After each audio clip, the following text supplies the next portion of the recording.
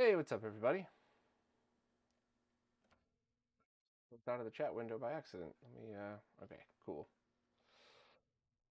So I just kind of wanted to show how I test and review SCART switches, and I kind of hope that other people who do reviews might jump on this one as well, just because I always think it's a good idea to have like a set criteria and to try to do the absolute best job possible with this stuff.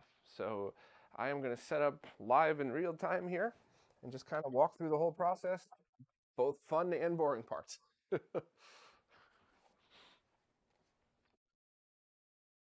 As I'm setting up, how's everybody doing this Friday? Sure, it's different times all around the world here, so some of you probably have beer in hand. I hope to be there at some point soon.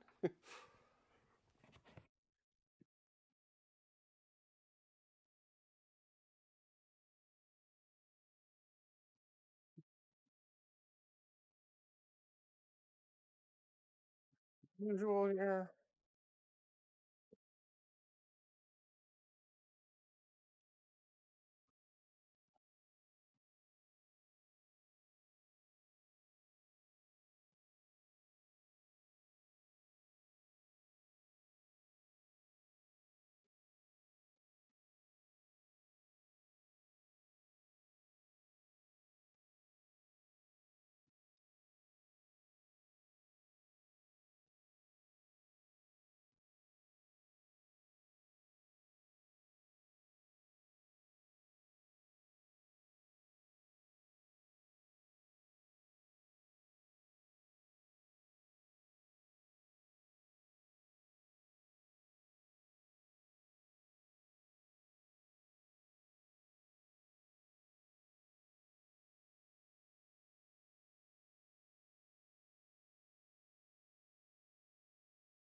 Oh, I've had these cables for years. And in fact, I even recommended these for a while, and half of them that I owned still work, and half of them just stopped working, which is mind-blowing to me that an HDMI cable that doesn't move stopped working. Now, it would make complete sense if it was one of those scenarios like the cables I beat up all the time. I'm constantly recurling them, putting in places. I don't ever crimp them, but that would make sense. But I mean ones that don't move. They're installed, they're in the same spot, you don't touch them, and then one day your TV starts getting HDMI dropouts. So I stopped recommending those. Um, Running out of plugs.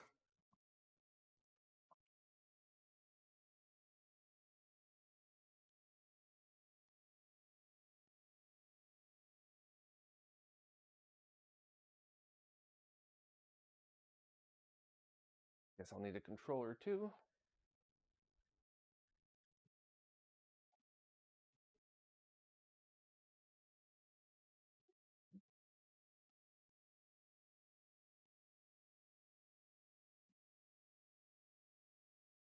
You know, it's funny, the Super Famicom controllers with their tiny, tiny little cables, those used to drive me crazy because you have to pull the Super Nintendo far out and close to you. But for these tests where I want less clutter on the table, they're perfect.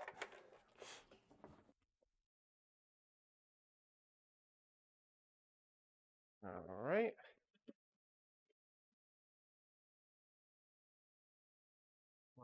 And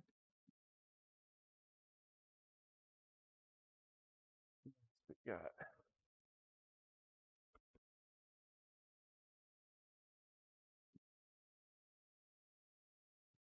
so the couple of things that I'm going to do. So this is a new SCART switch from Retro Gaming Cables. Um, and I asked Rob to send it to me in multiple pieces so that I could check it out both on the inside and out. I don't normally take too many pictures of the inside, but I usually start by doing that because there's been a few times weird stuff has happened. I'm trying to diagnose something, and as much as I like to think I'm still young and indestructible, my eyes are getting older, so sometimes taking a picture helps. Okay, so let me just. It's always. I like these ceiling lights that I have here, but the right above, but the glare drives me crazy sometimes. Let's see if this will help.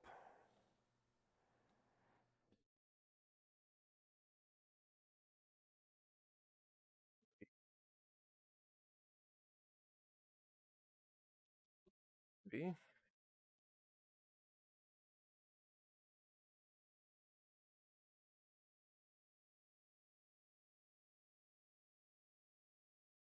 I'll try editing these to make sure the pictures came out okay.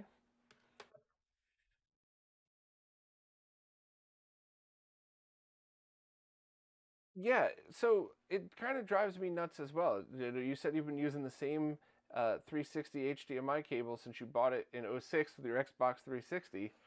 So it's kind of interesting. It's sometimes they work, sometimes they don't. Also, the resolution that you're running through it, that will definitely make a big difference as well. Because if you're running 480p, it's less bandwidth. So if your cables are starting to oxidize or something, it's much more forgiving.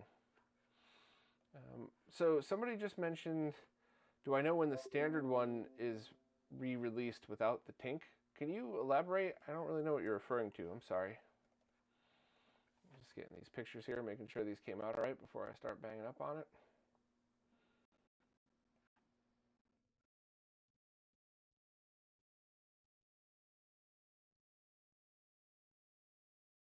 I try to take these pictures only on my white box, and I actually found that with Photoshop Select tool, sometimes that makes it harder.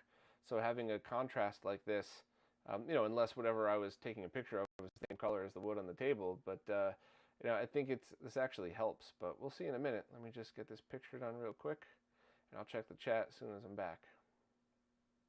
Well, not back, I'm here, but I got Photoshop up on the screen.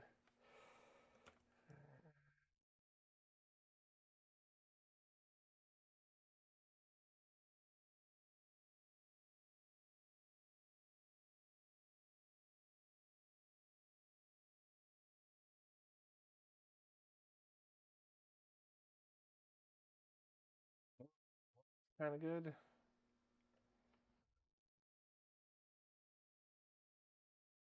Uh,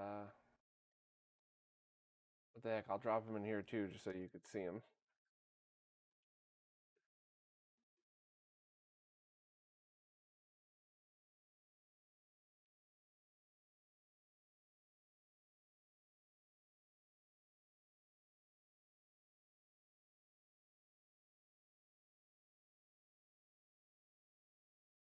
There you go. That's one picture. Let me grab the second real quick. You never know. So oftentimes these don't even get used, but sometimes I end up going back and referencing them, and they turn out to be.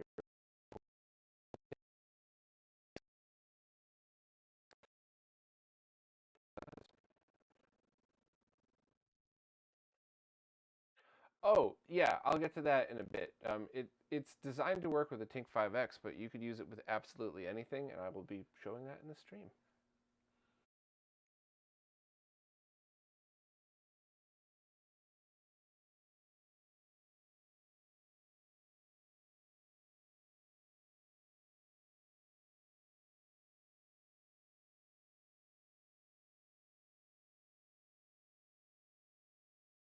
So the top one came out, or the top shot came out great. I don't like the way the bottom one came out, so I'm going to retake that real quick. Uh,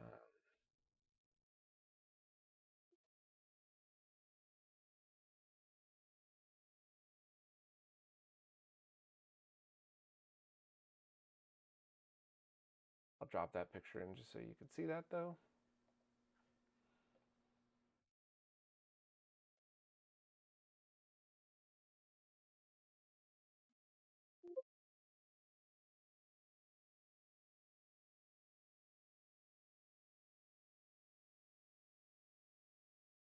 Yeah, if as long as this one tests properly, you should be able to use this or any decent SCART switch. So we shall see. All right, yeah, here's the top of it. That picture came out great. So that's what I'm going to try to get for the bottom picture here.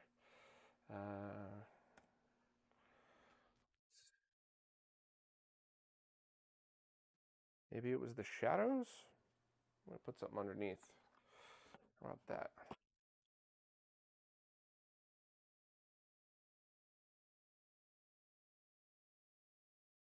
Hey, Steven. Yeah, I'll hurry up and get to it. I promise. I always, these things take forever because I try to do my diligence and get every little piece covered.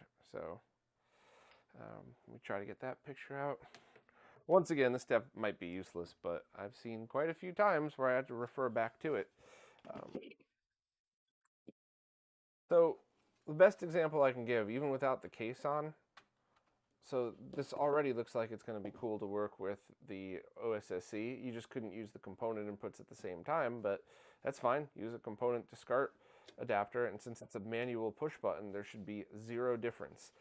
This, much like the original Otaku switch, if this is routed correctly, it's not a dig against Rob, obviously. We'll find out in a second if it is, but if it is, there's going to be no difference than unplugging and replugging something like this. So let me get that other picture done and go there. No, no, no. I just thank you, Steven. I didn't take it like that. I just wanted to remind everybody this stream isn't about me dicking around taking pictures. We'll be at the end, actually, but no, I'm gonna try to get to it in a second.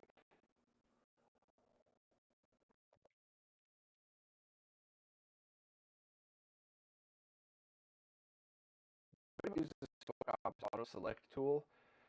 You select an item and then you got to wait like a minute for it to use its AI to try to analyze it. And it's always a gamble of, am I going to spend more time messing with that, or would I spend more time manually selecting everything? And it's gotten a heck of a lot better over the past year or so.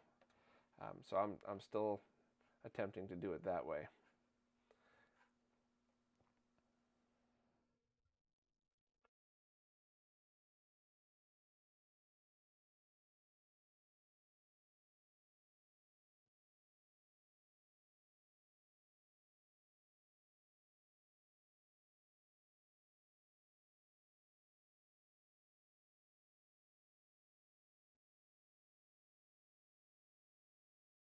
Yeah, that's better. That's much better.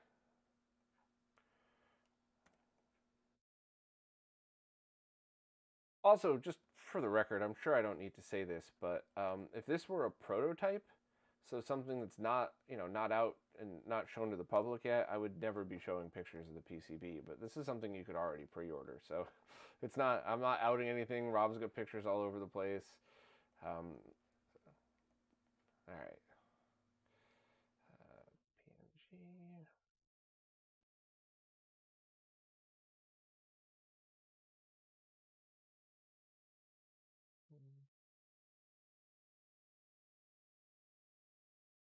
To be honest, with all love and respect, I think it's infinitely harder to.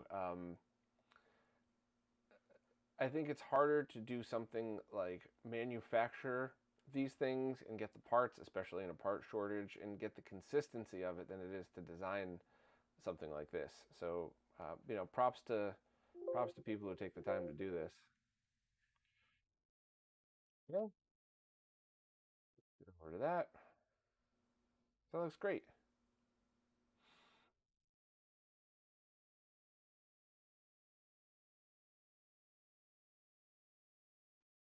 Yeah, Steven, I agree. If this tests okay, there's no reason why Rob shouldn't be able to do RCA connections instead. It might be a slightly different design. Rob had sent me a prototype a couple of years ago. Um, that's basically the same thing, but with SCART out. So if this is ran and routed the same, he might be able to take one of these and just have RCAs for all of it. But I mean, I want more choices. You can't really get the otaku switches anymore. It was a whole story behind that. That's not my business to tell yet. But that wasn't really their fault. You can't get them anymore. And then you have the G SCARTs, which are amazing. But with all the love to Super G, not everybody needs that. So um, it's really good to have more options finally. Okay, let's see. So let me switch over to the OSSC. Where did my switch box go?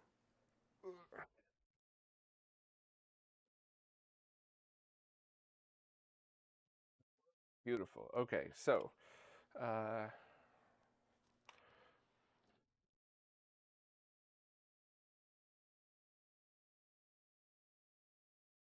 nothing, huh?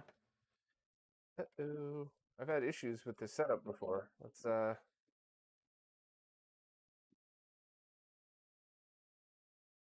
Yeah, there we go. All right. Yeah, I don't know what the final deal with the otaku is. I so it's really hard to talk about because I don't want to insult anybody. I'm a fan of the Switch. You know, I've obviously been praising it forever, but I don't think you're able to purchase them anymore, or there might be some kind of issue with it. But hopefully, I could talk to the creator and just kind of see at some point what we could do to update everybody and hopefully get those back out again. But if not, maybe hopefully these will be a good option. So what I'm doing now is using the open source scan converter to manually dial in phase to try to get the best capture. The RetroTink 5X does an awesome job for this. The problem is that I am a control freak, and when I'm doing these tests, I don't trust anything. So you know, and I love Mike, and I've done these side by side tests so many times, and they're always the same on the tank. But I want to be able to do this manually as much as possible.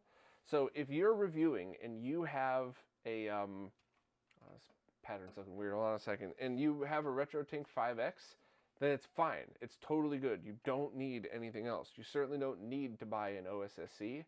But on the flip side, if you have an OSSC, take the time to manually dial all of this stuff in so that nothing is a mistake and that nothing, like you can't confuse which is which on it.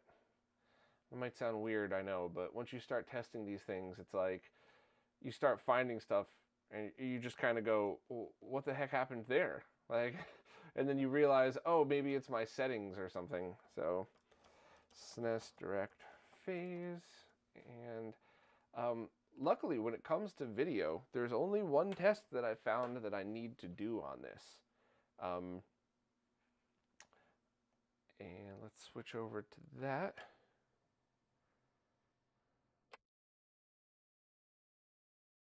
Go. That is Super Mario World. Ever try the RGB HV SW6? I don't know what that is. Let me do a very quick search because I know you're not going to be able to drop links in the chat. Okay, I'll put the link in, and you tell me if this is the one that you're talking about.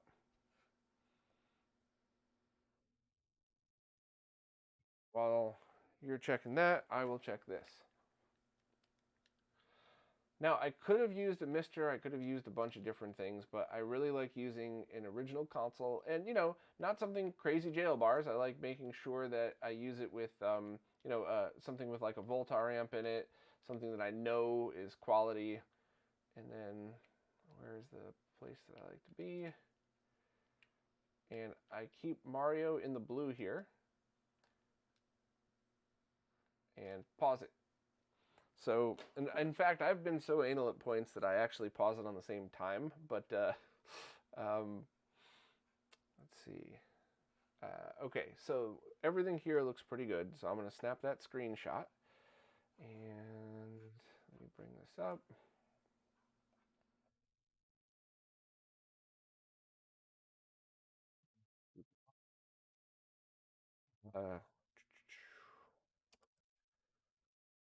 Desync. So let me switch back over real quick. So what that test was supposed to do is here is SNES Mini with a Voltar amp, recapped. I mean, this is just like as good and sharp as you can get out of an SNES with a shielded, probably a 10-year-old shielded RGB SCART cable that syncs on C-Sync. So there's zero chance of any interference anyway. And now here is a fully shielded cable that syncs on composite video. And let's see how this looks on the OSSC. It should be the same. It should be no difference because as long as the cable itself is shielded, everything else would be identical. Okay.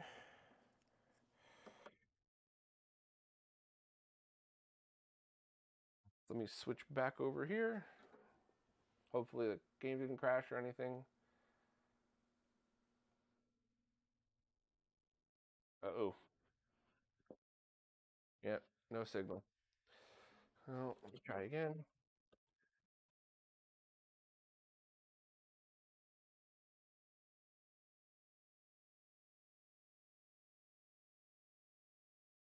So weird that my consoles do this sometimes. It's almost always. Oh, I think maybe one of the cables came loose. Let me try that again.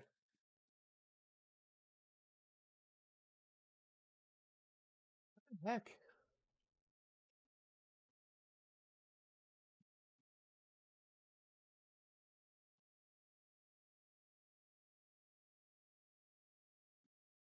Would be funny, not funny, if my Super Nintendo just shorted out.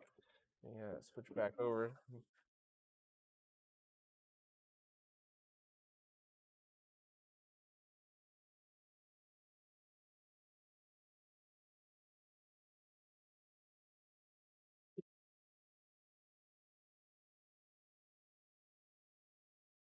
Back Pro isn't dirty.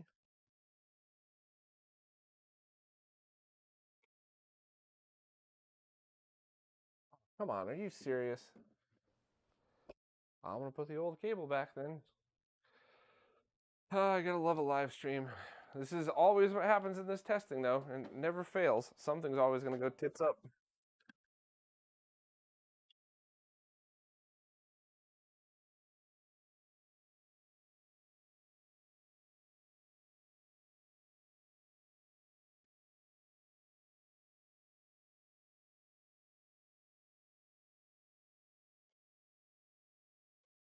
That is freaking weird.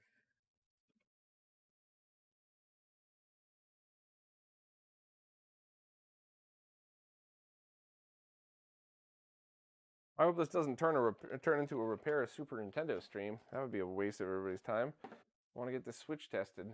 I'll give this 1 minute, and if I can't figure this out, I think I will possibly switch to Mister or something like that. But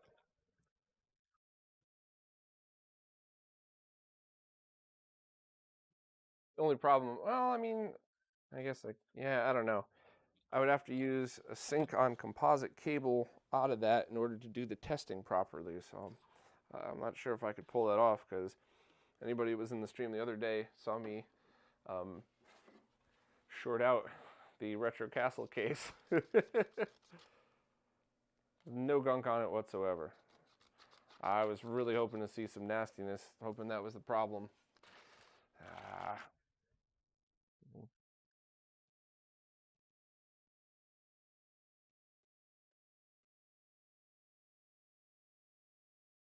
Try one.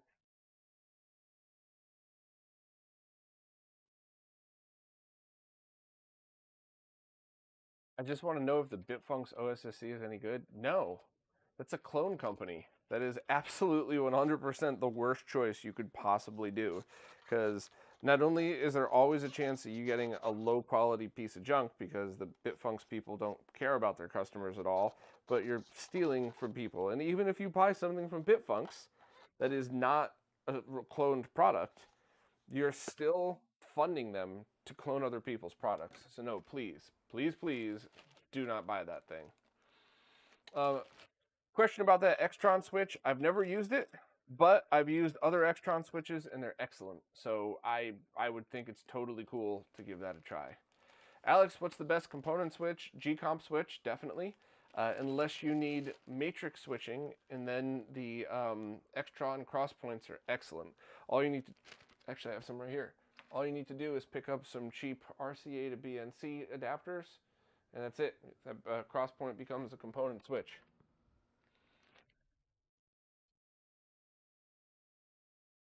Yes, Kaiko, Bitfunks, Retroscaler, the person, yes, one person, not multiple, the person who runs that, who steals from everybody, goes under many, many different names.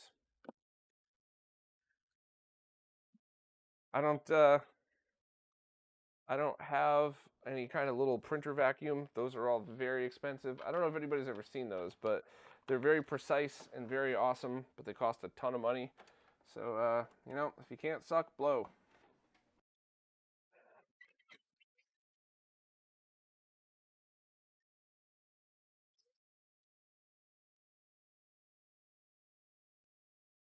Cross our fingers and hope this does it. If not, I'll have to grab a different SNES console and start over. Which, at this point, it's really just set phase, load up Super Mario World, so...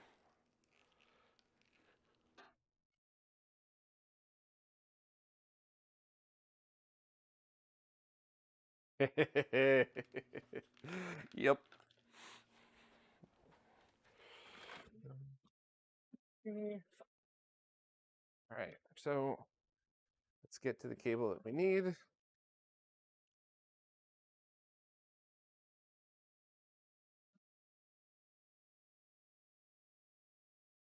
Using a stock Super Nintendo would be totally fine for this test as well, as long as it's not one of the ones with crazy interference. But the problem is when, and I mean this with all of the love in the world, but when you have people who English is their second, third, fourth language, they go by pictures, as I do. So if I have a picture with a little bit of interference on the screen that's just demonstrating that it's the same before and after, that's a win for me. But if anybody isn't able to read the whole post, it just looks like I'm showing a picture of interference, which makes it look like whatever I'm reviewing has interference, when in actuality it's just the console, not the switch or scaler or whatever else. So, all right, if that doesn't work, let's try this.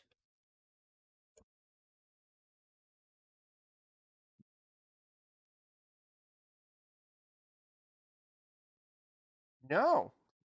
So what's it, the power supply? Did my power supply die? I got another one of those somewhere.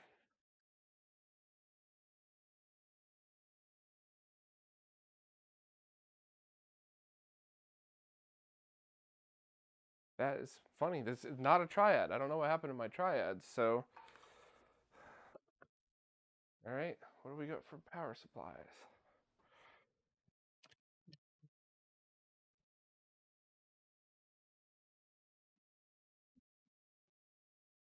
Actually, I think I do have a triad. That's the one problem with having a lot of retro nerd friends is my power supplies very often end up with other people.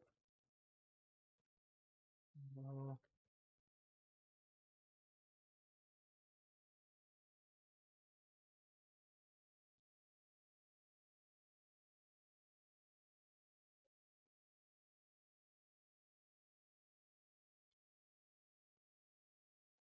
think think this is the right one. I guess we'll find out in a minute. If I blow out a Super Nintendo, we'll know. Derek, I also choose to blame Voltar. This is definitely his fault. I think that he came to my house and he shorted out all of my power supplies just to fuck with me in this exact live stream. So, yep, that's what I'm gonna stick with. It's Voltar's fault.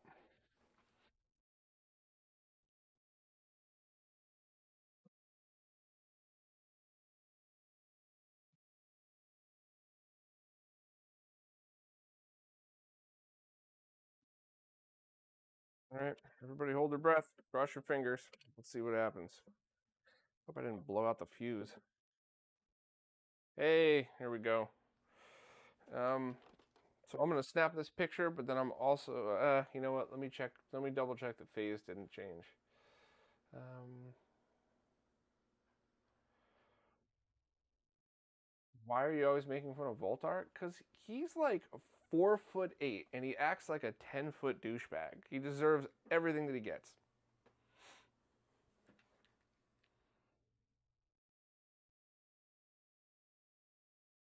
Come on, kick in. Wait a minute, it just went off. This got to be a loose cable. Did this thing just go off again? Oh, come on. Well,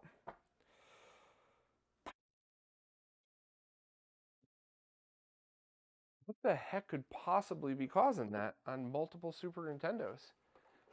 We could use Sonic on. I have to double check if I have the right cables. This is weird. No, no power light.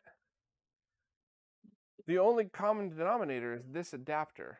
Has anybody ever seen one of these go bad? I have not, and I've probably bought, I don't know, 20 of them over the past couple of years.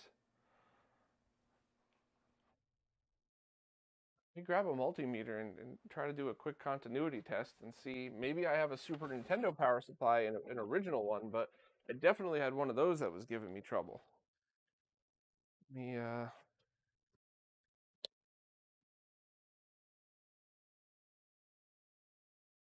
very basic test. If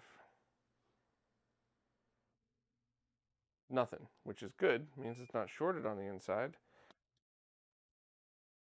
I'm wiggling the cable around now to... Yeah, that's very strange.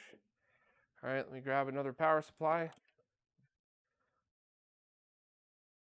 The two reasons that I always use Super Nintendo for this test is because I have all of the cables I need for it.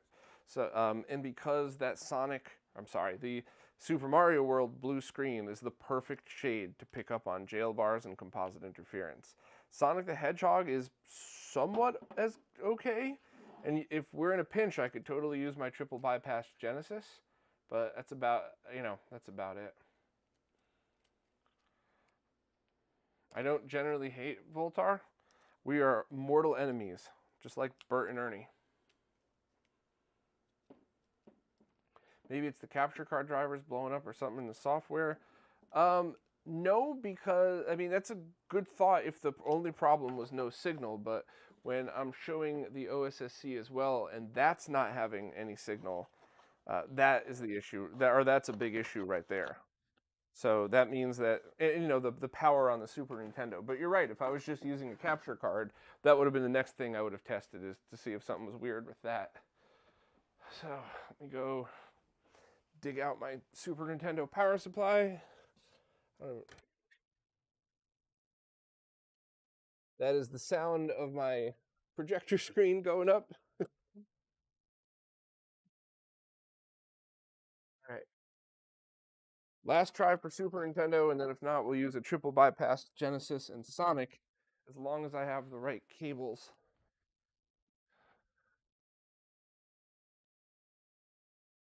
I guess I could also try another power strip, but I can't imagine that's the issue. It's just a basic power strip with not a ton of stuff plugged into it.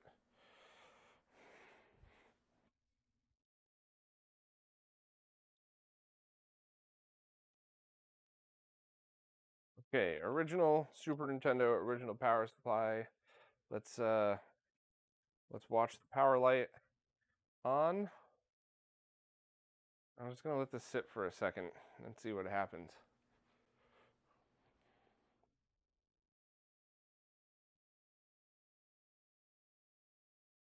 But we're still getting a signal.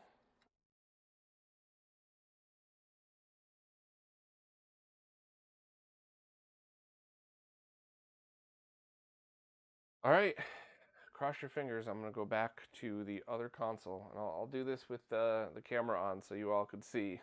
This isn't like a magic trick. I'm not trying to be silly on stream.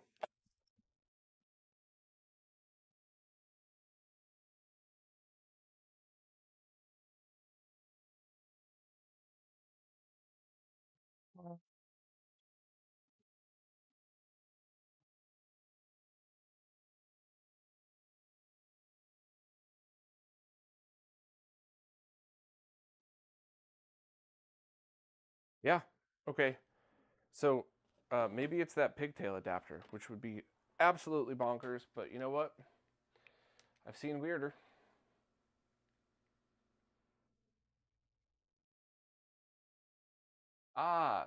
So My Life in Gaming said when that happened to them, they were able to fix it by pouring a full glass of milk into the cartridge slot while it was turned on.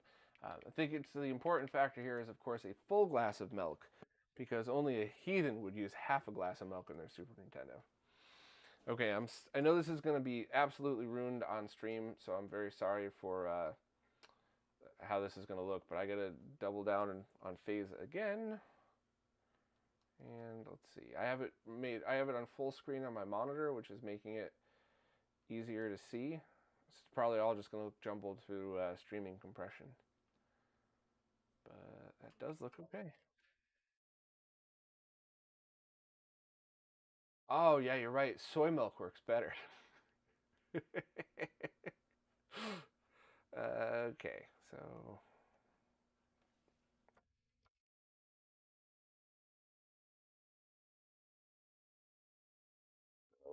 direct phase. Now let's just go in and carefully change this to Super Mario.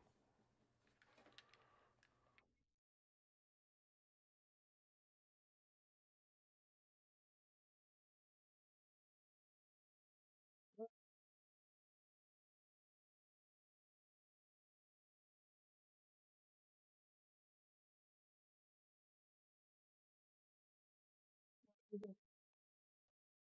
balance here. Now I'm going to go to my usual spot.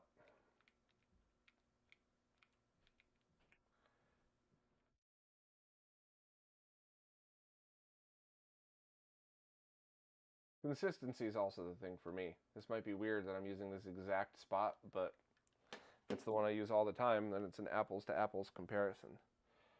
Okay, the dropout is probably the Live Gamer Bolt not being fully compatible with the SNES in this mode, so it's not that big a deal at all. As long as we can get a still shot, we're good to go. So let me zoom in on this and double check.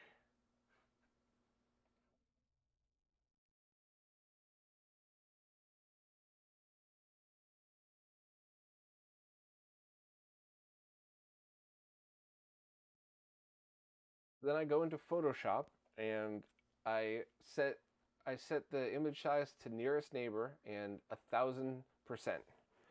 And now I'm going to, I'll clip off a little piece for you all to see here.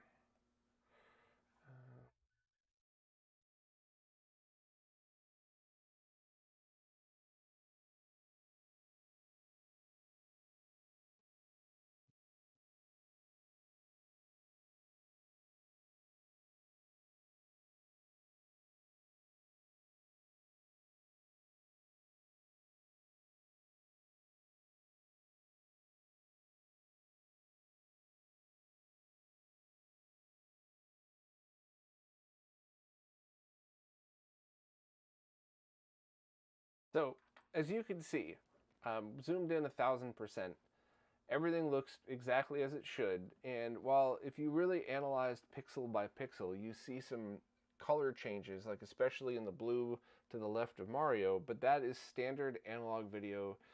I hate to use the word interference because this is a very clear image, but this is exactly what you would expect from analog video. So even though we're using composite video as sync, none of that color information is bleeding into the RGB lines because we're using a fully shielded cable. And what we're going to be testing for now on the switch is it routed correctly or routed improperly, which essentially is the same as having an unshielded cable. Oh, you have an FFmpeg script that takes the raw screenshot and scales it? That's pretty cool. I, once again, trust issues, right? I'm not at all saying what you're doing is wrong. I'm just saying my crazy ass wants to see every single step, every bit of the way, because, you know, it's one of those things. I take it very seriously whenever I review something, because if I review it badly, that means that uh, you know I'm basically taking money away from somebody. So I want to make sure if it's a bad review, I am 100% correct about it. And even if it's a good review, what if I got it wrong and it's actually bad and people spend their money on it? So that's why all this stuff is really important to me to get right, and that's why I really hope other people kind of adapt the same methods.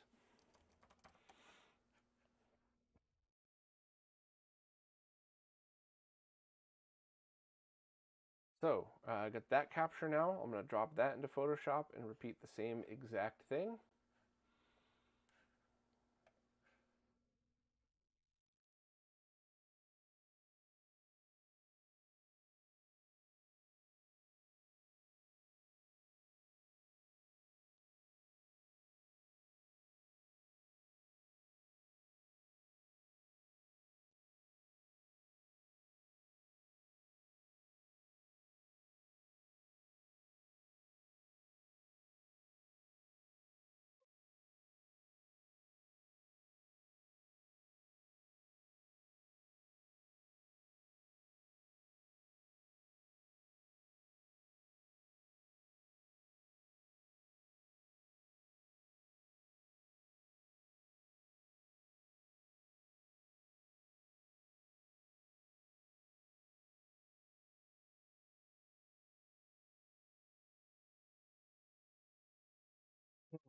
A tiny little bit.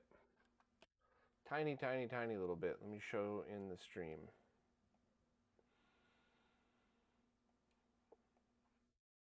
And what I'm seeing here is also the difference between analysis and gaming. So you could see, let me get the other one up too, so I'd be able to show you, toggle between them. Okay. So like look to the right of Mario. Look where Mario's eyes are looking.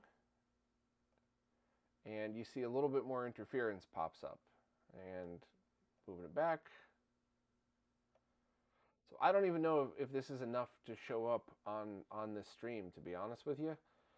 So I'm going to take a couple more captures and see. But this is not what I would call bad. This is just doing my diligence and getting the correct analysis.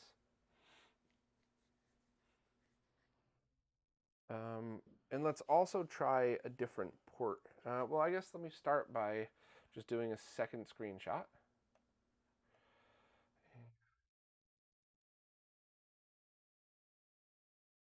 This port 6, so 6.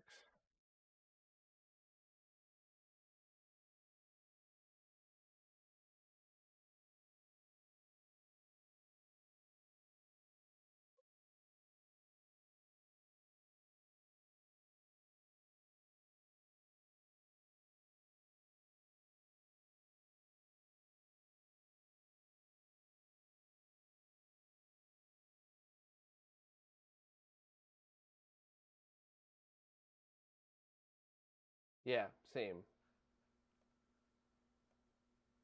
It's identical to the previous picture. So let me put it into a different port and see what we got there. The jitter, I think EW, I missed your thing before. If you see the capture card drop out, yes, that's the jitter. But if I run this in a lower resolution, that won't happen.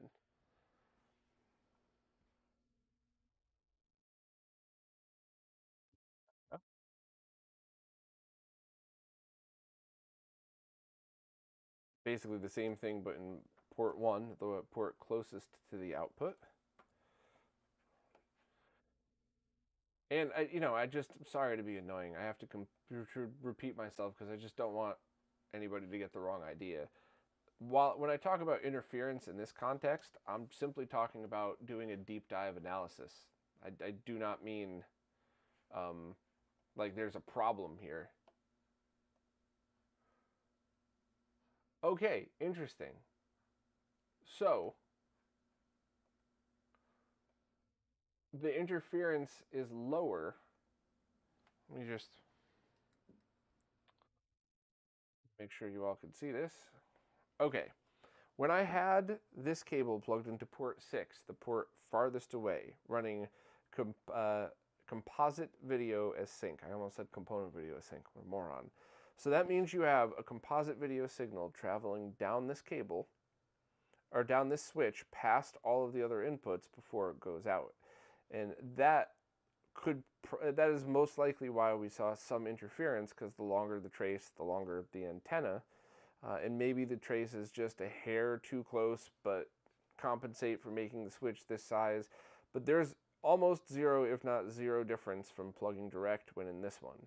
So if you have a decent setup, you probably wouldn't notice. If you have some crazy OCD calibrated BVM, RetroTink into the live, or to that 4K Gamer Pro going into an OLED, just stick sync on composites closer to the output. I mean, it's absolutely not a big deal, to the point where you might not notice at all.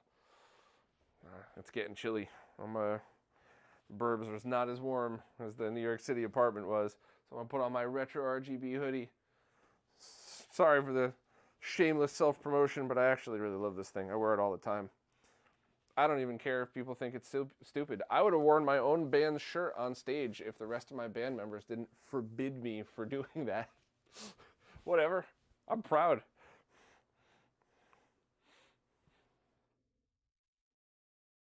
Better. Let me know if I screwed up the audio from that at all.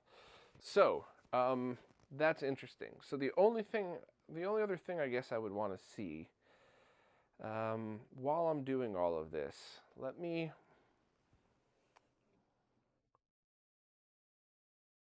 so let's try something here.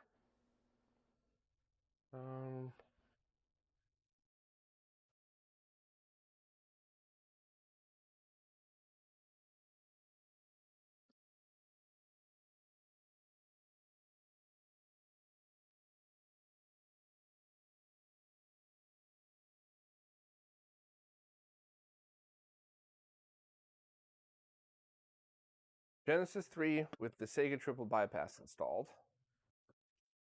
We can move these over. I don't really need these anymore. Yet another box of cables coming down.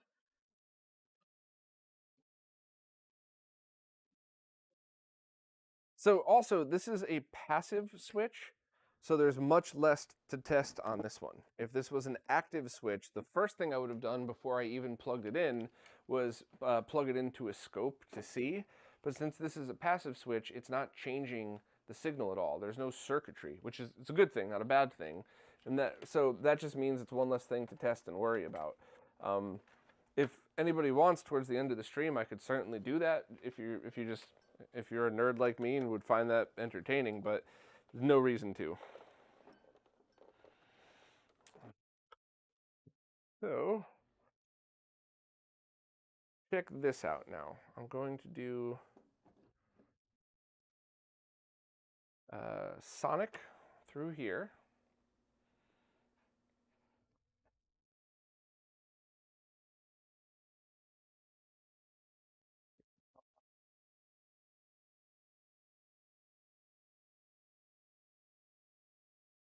Actually, you know, this is the perfect time to switch over to the RetroTink 5X because we could just use its auto phase settings to not have to worry about certain things. So how would I have to do that? Like this?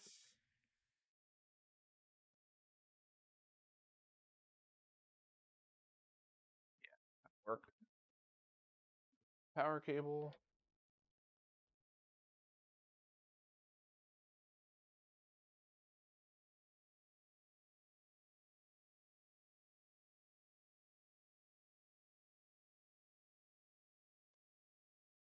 Nice. Okay.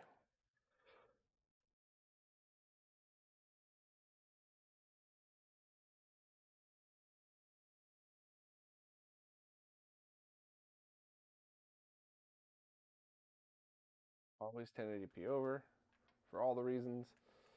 And then H sampling. I'm actually going to load up a game before I do that.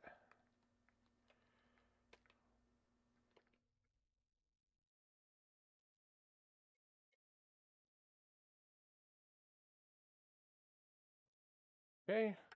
So this is directly into the switch in port 1. This is a C-Sync cable. And now what I want to do, I will show this as well. So let me double check that that screenshot worked okay. Switch port 1. So I'm labeling this Sonic switch port 1, other ports empty. Let me drop this in Photoshop as well. I could just kind of zoom in. Okay, the sky looks perfect. There's no interference. It's exactly like a gorgeous triple bypassed Genesis should look. So now what I'm going to do is, with the Super Nintendo still running, plug this sync on composite cable into the back port. So even though we have the number 1 port on, this is basically sending composite interference all the way down the switch. So let's take the same screenshot again and see if that makes a difference. Now, you shouldn't be having both of these things powered on at the same time anyway, but that's, you know, we're nerds. That's what we're going to do here.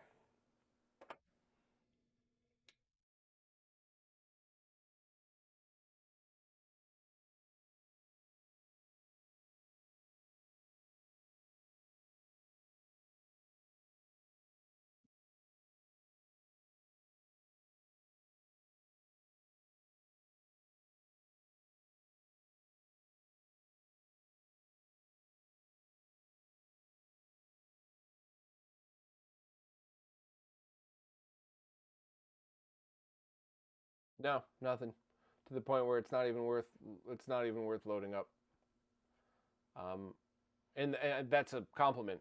The inflection of my voice sounded disappointed because I was disappointed because I'm a nerd and I wanted to show you all cool shit like this, but nope, that's it.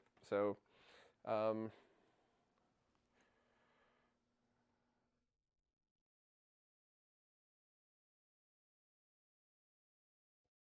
we got here?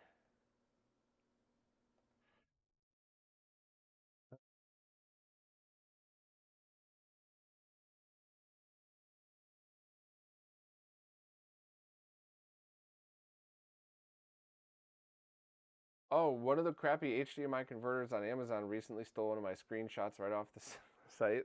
That is stupid.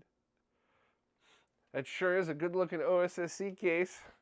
Yeah, this is the one that Todd did that they ended up getting injection molded. So that's pretty cool. All right, so what I've proved with this is that you might get some composite video interference if you're using a sync on composite cable through this thing, maybe. But if that's the case, put sync on composite up front, put your C-Sync ones in back, but they're not going to affect each other even if you leave them on at the same time. You know what I think might be kind of cool is to put the scope on it just to see if the voltage changes when more than one console is plugged on at a time. So let's do that right now.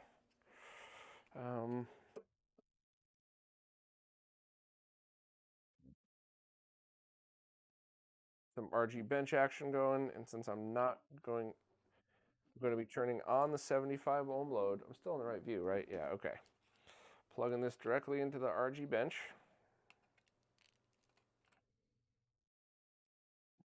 Freaking love this thing.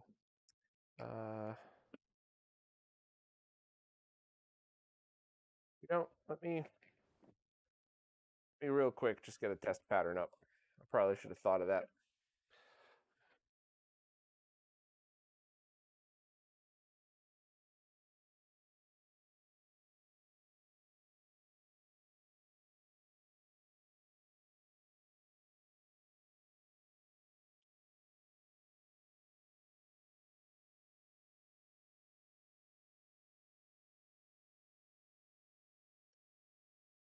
Little HD RetroVision ROM, which is this is the same thing as inside the 240p test suite, but I like this because it just boots, and now we're at 100% color bars. Would make Steve happy. So we got the load on. We have, let's just start with this plugged into here. Turn on the cheap scope because we don't need crazy accurate measurements for this. We just need basic. And it is showing 0.67 volts. So now let's just plug this in. Powered on. Scope didn't even blip. The scope didn't move at all. Yeah, nothing. So that means that the way this switch is routed, there is no interference between ports like that at all, which is good. That would be, I could never imagine Rob screwing that up, but I could absolutely imagine Bitfunks cloning this thing wrong, and then when you press between buttons, the voltage bleeds in from others. But that is not, or when I say voltage, the signal lines and stuff, but certainly not enough to cause any issues like that. And once again, I could do a scope analysis, but I think the composite video analysis was more than enough. So MD Fourier is next. So how the heck are we going to do this?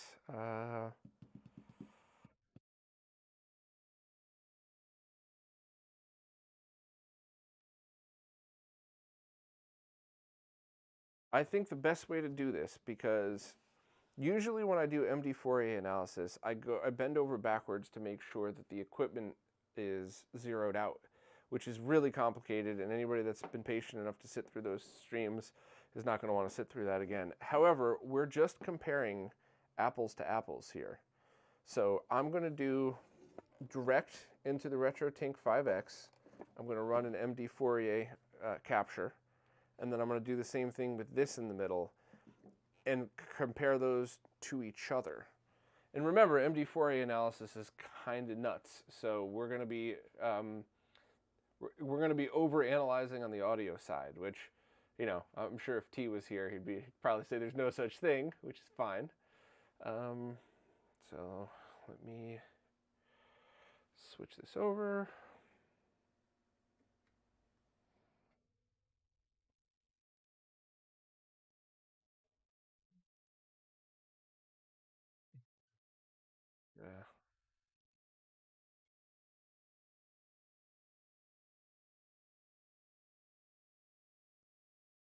Artemio was here.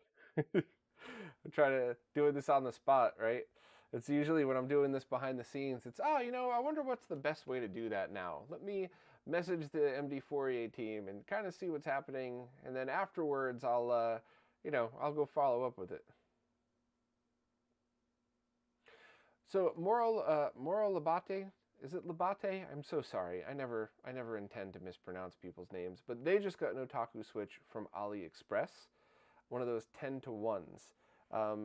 I have not tested one of those yet, but I have heard that you can buy their Switches from AliExpress, and they're not clones. But I haven't confirmed that. I should triple check with Maurice on that one. But okay, so capture audio.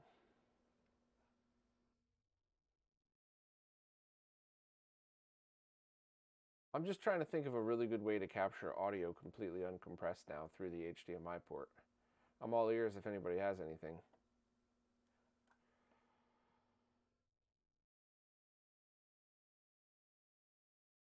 Oh, let me switch back to this view.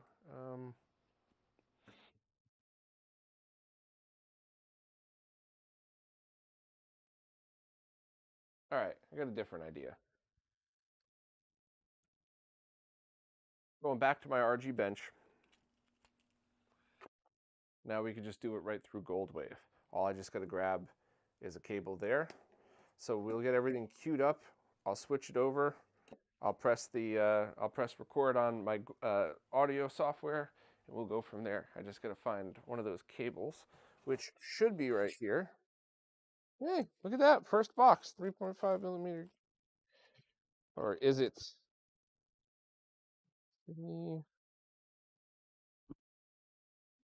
Ah, shit, I think that's in another box.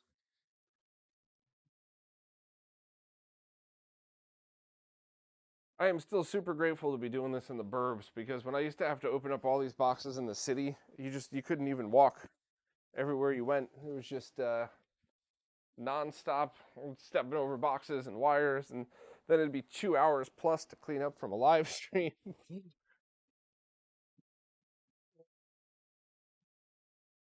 I think I have the perfect cable, Hosa brand cable, waiting for us right here. Just saw it the other day too.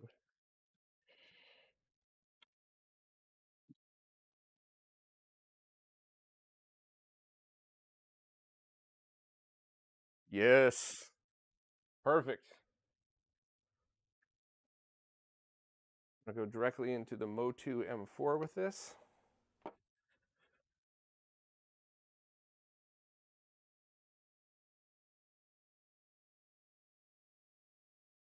Receptor, yes it is. So far it's great. So far, 0 real issues. Some tweaks to get it to perform a little bit better depending on your setup, but 0 issues. 0. Double checking audio now. Actually, Steven, my wife was totally supportive. I mean, on the flip side, I tried my hardest to not give her a reason not to be. But I don't think there was ever a time where, more than a handful of times, where she came home from work and couldn't walk in the house because of whatever silly test I was doing. So yeah, I mean, it's nicer not having to deal with that at all. But I think I have a dedicated MD Fourier cart, because apparently I don't have the software on that ROM cart. Yeah, here we go. Here we go.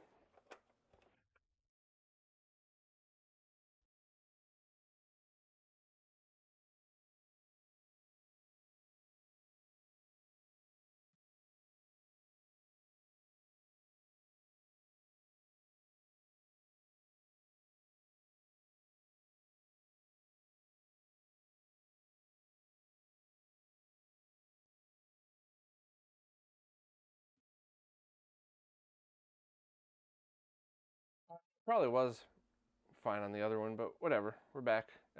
We're here. Only took a second. So I am going to now unplug from the RetroTink 5X, plug it into the RG bench, and I have a breakout cable that I soldered directly to it. So then I'm just going to hit record on my computer and hit the A button on the controller, and it is recording the waveform.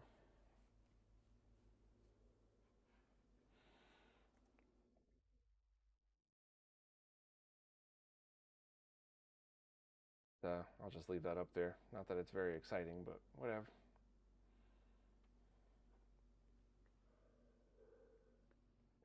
Hey, what's up, Monty?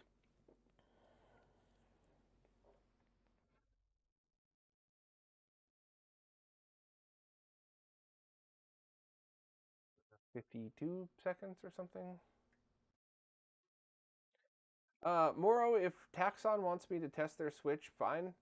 If not, if they want to send it to somebody closer to them, I would just strongly recommend that whoever... Wait a minute, I'm in mono mode. Oh, shit, I'm in mono mode. I'm sorry, everybody. I just killed a minute on the stream. Let me set that back. If I really want to start doing these switches, because I don't ever want anybody to think that I'm saying, like, I am the only reviewer, you need to use Bob's method. This isn't Bob's method. This is all of my much, much smarter friends teaching me how to do this stuff over many years. This is definitely not my method. This is everybody's method. So, yeah, I just wanted to make sure about that. So hopefully somebody closer to them can just take the exact same process that I'm showing you all here and run it through the same stuff. The scope differences are the only thing. So if they wanted to send me one, I could certainly put it on a scope and then make a second live stream to show how to do that. But that would be up to them. And they would have to pay for shipping back and forth because I don't have the money to do that. That was a problem last time where they asked me to pay like $80 return shipping. I was just like, no, that's absolutely not going to happen. I spent hours on this thing, so... Yeah, Sterling, I know. Mono. I'm staring at it going, why isn't this looking right? And it took a minute to go, oh, that's why.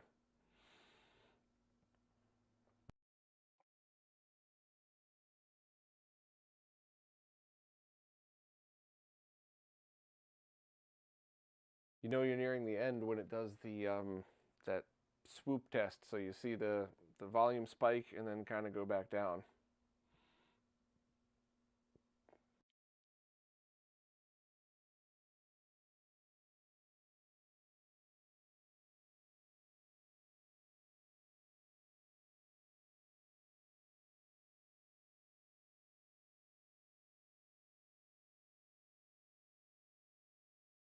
It doesn't look right at all. Unless that's the... I must be just really used to the equipment test. But let's just save it. I'm not sure if you all could see what I'm seeing on screen, so... MDF. And now I am going to do the same exact thing, but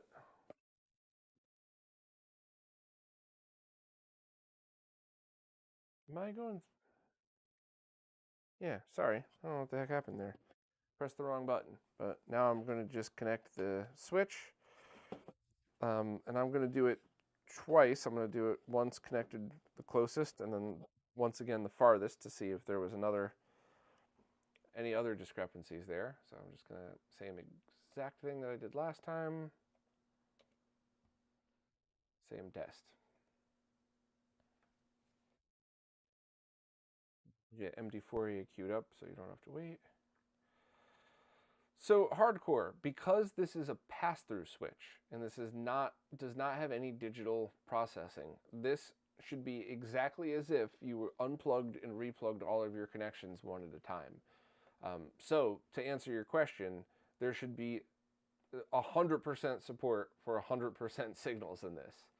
We hope, obviously. I mean, I can't imagine there would be any problems, but that's one of the many benefits of having a true pass-through solution like this, because you don't have any of the awesome features of the SCART switch, but that's kind of one of those things where what if you don't need it? And once again, I'm all the love in the world to Super G, but not everybody needs all of that stuff. So That's why I'm kind of here to test cheaper solutions. I actually think Super G would be the first person to say that too. Like, if you need all the features, his Switch is still the best, no doubt. But if you don't, then what do you wouldn't need to spend the money on it. So, DF through input 1. Okay, let me run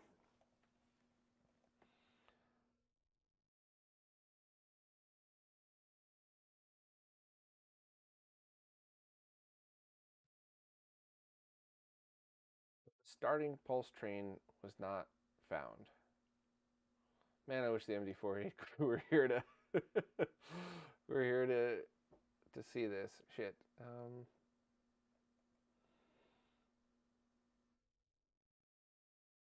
I guess I'll have to do it again.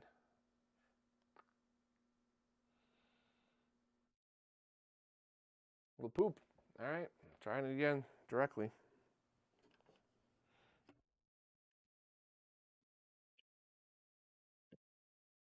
I'm also gonna, while I'm waiting for this to record, I'm gonna grab a Genesis recording off of the MD4A Discord, just so I could have, another thing to compare it to.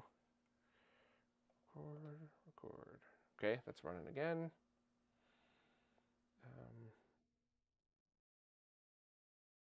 Yeah, I have not had good luck with Hydra, but that doesn't necessarily mean it's bad.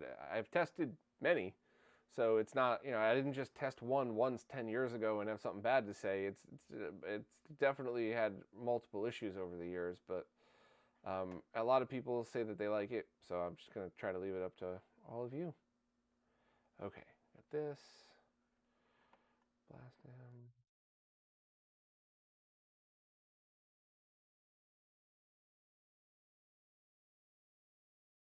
Where are the reference files? Oh no.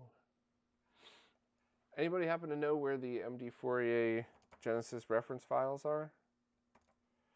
Oh wait, I think I have some on my hard drive. All right, let's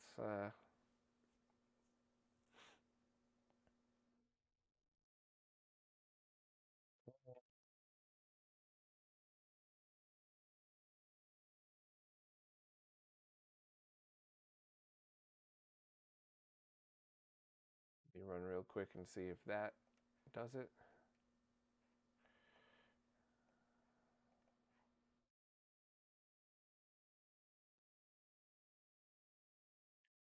It's so weird. Starting train pulse was not detected. Let me try TT.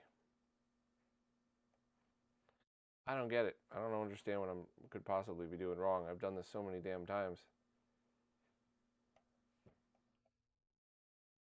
Let me grab another. Just grab another, I guess. Sorry for the delay, but once again, this is what you go through when you're dealing with this stuff.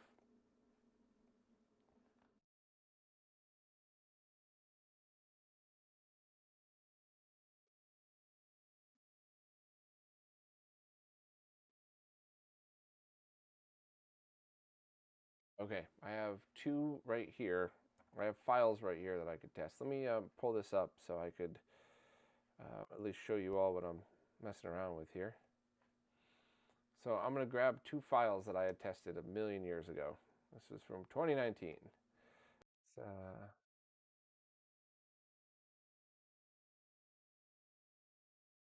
let's, we don't, hopefully we don't need the T's. Hit execute. Okay, well, I could also try opening that waveform in Goldwave to see, but if I put the results here, all right, this is helpful for examples. Let me run one more.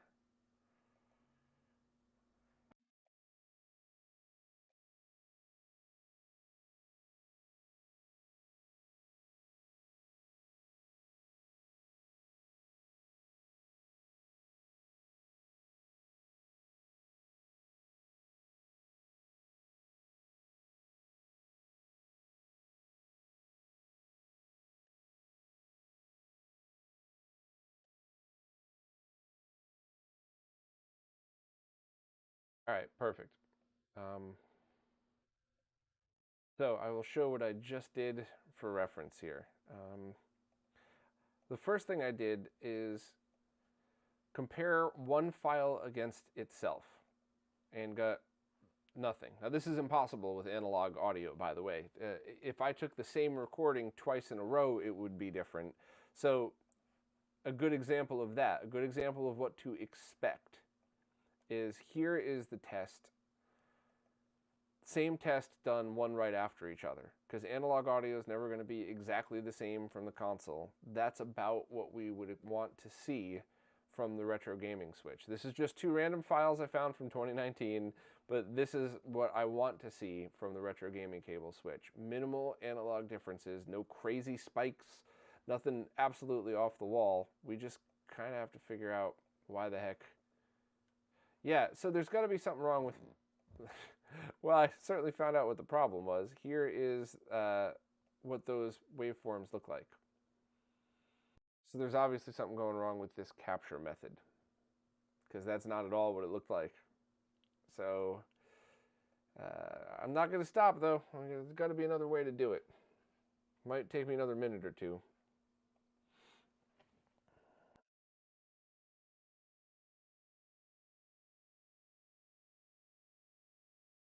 Retro, that's not, that has nothing to do with SCART, my friend. That is just the nuances of testing audio from consoles. So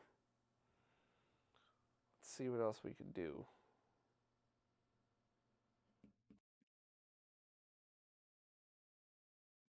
Well, hell, we can try a recording directly from the live gamer and see what that does. I doubt that's going to be usable, but what the hell? Let's see.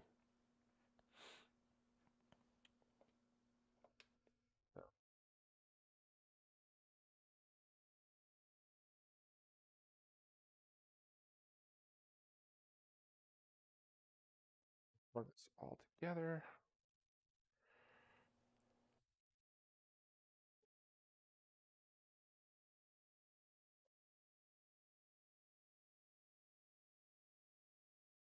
I'm just gonna that file that I'm about to record. I'm gonna just drop that in Goldwave to make sure. No, that's not even working right.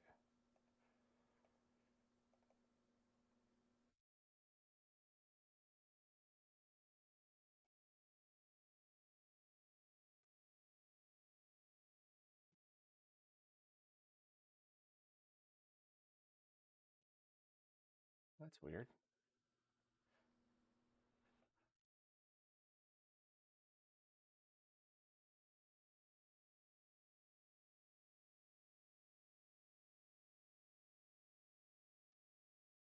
I mean, I could try one other thing. Let's see about.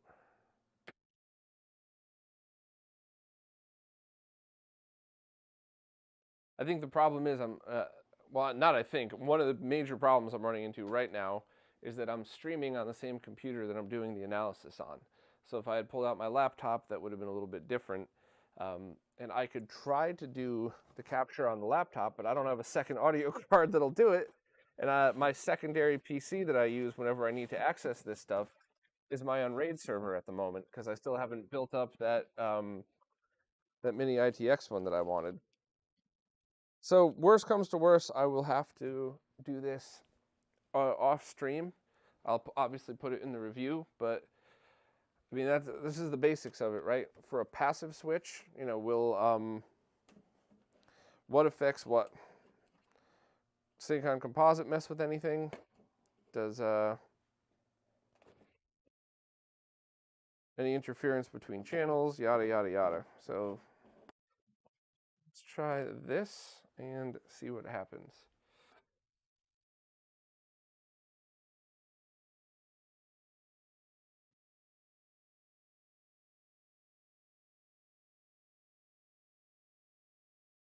Add that window capture again so you could all see.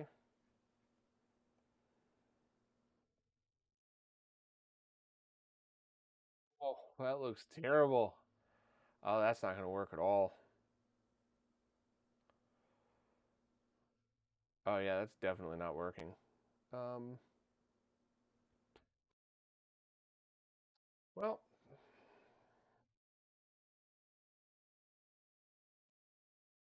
I could use my laptop if I kill the good audio mic that I'm using right now. Um, so it might be worth it because this looks off the charts bad.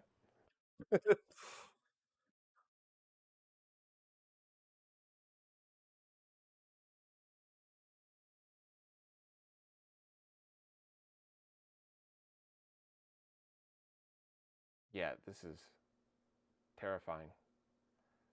It's, I can't believe it's this bad. Okay. Um, hmm. How to do this on stream?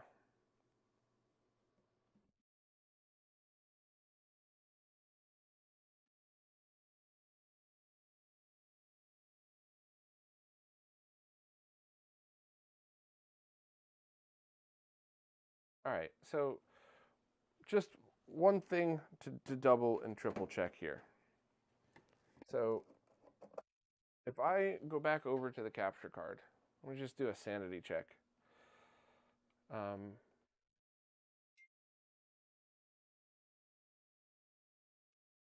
all right, you all heard that. So we're definitely hearing that come through the capture card. Let's try this again. Maybe you didn't, but you probably did. So I'm not gonna. I don't want to mess with that and blow everybody's ears out. So MD Fourier.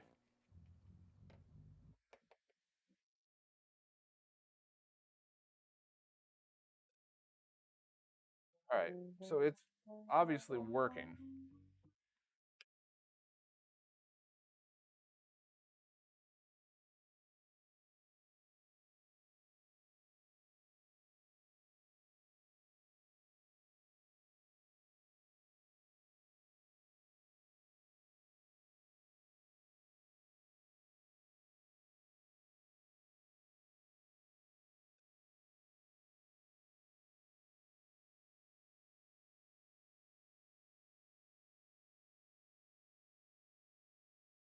See what this looks like here.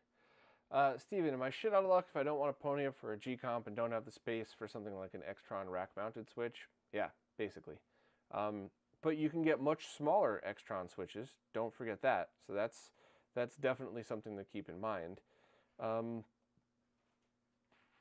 perhaps retro gaming cables could make something a similar switch for the YPBPR side.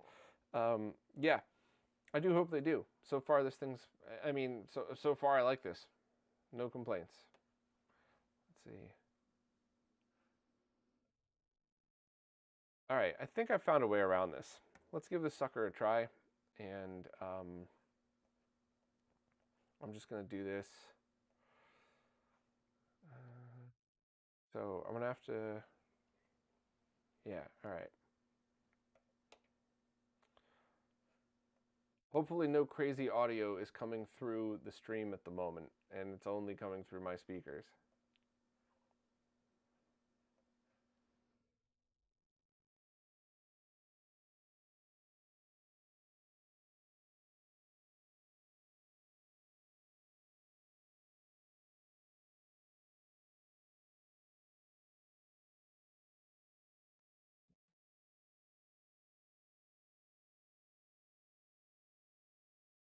For 15 seconds.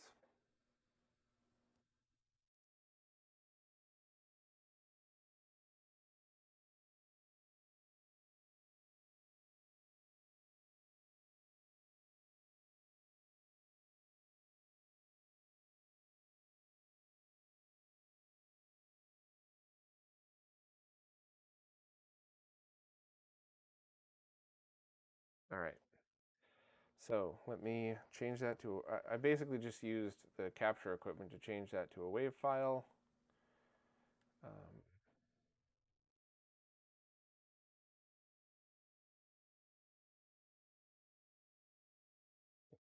Let me run MD4A analysis to compare that to the other one.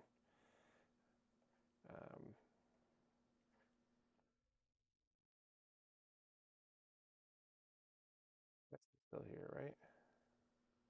Yeah, okay.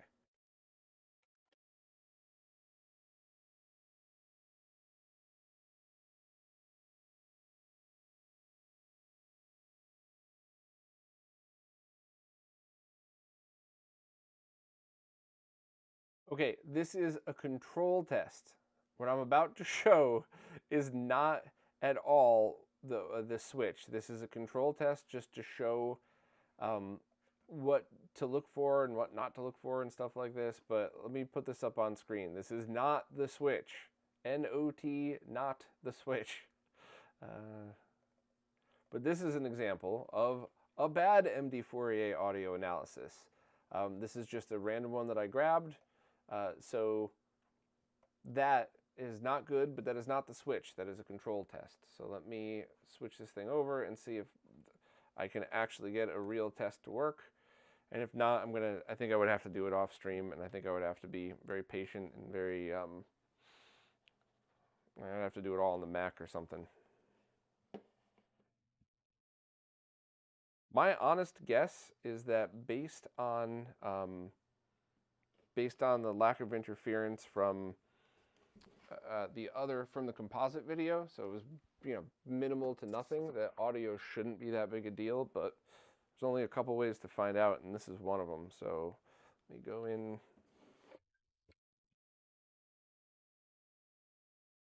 Listen.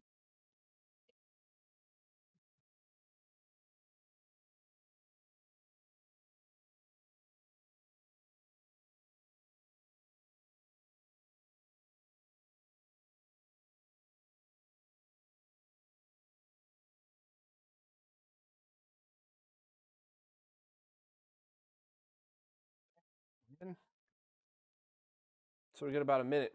Let me see if I missed any questions. Mr. Silent Vids found that Kramer switches are good too. They're very similar to the Extron ones with lots of BNC. However, they could output 75 ohm sync and TTL. So if you're talking about component video, that would not matter at all. And in fact, I would say try any switch just to see. It's when you start processing the video is when there's potential for problems.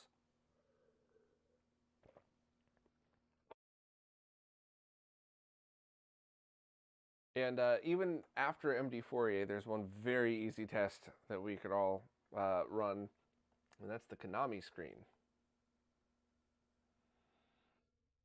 It's done with this one, though. Okay.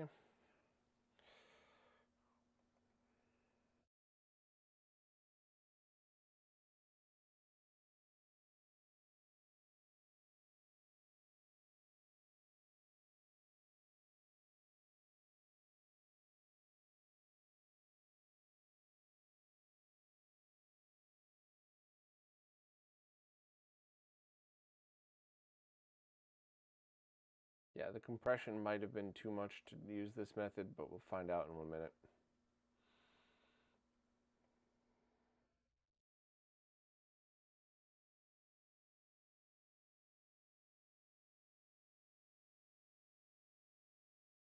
Yeah, too much compression on the recording in order to do this. So I'll have to do it a different way. But what we can do is Castlevania.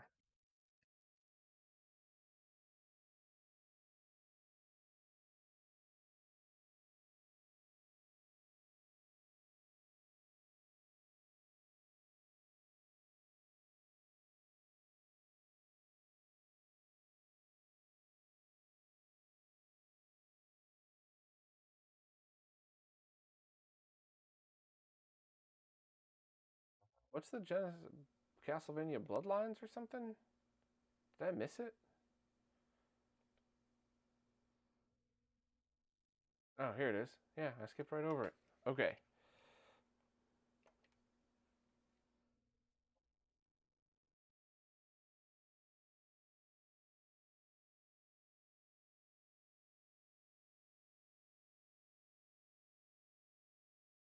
at this screen.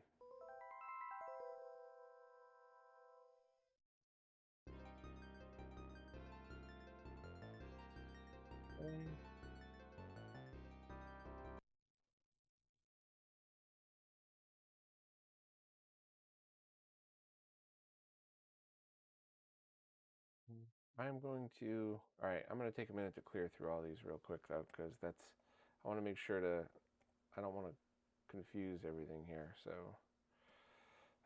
delete, delete, delete, delete. Let's go back in and try that again. Castlevania Bloodlines. We could hit record right after we see the first text right here.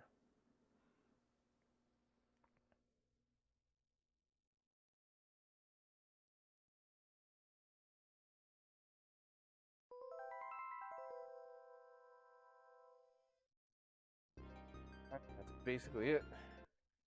So that is through port 1. Go into port 6.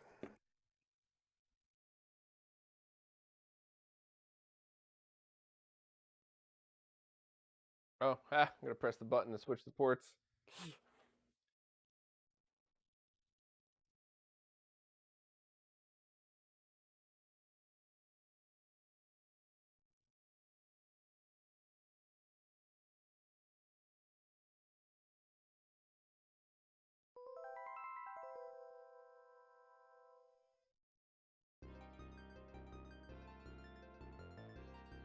Going directly into the Tink 5X.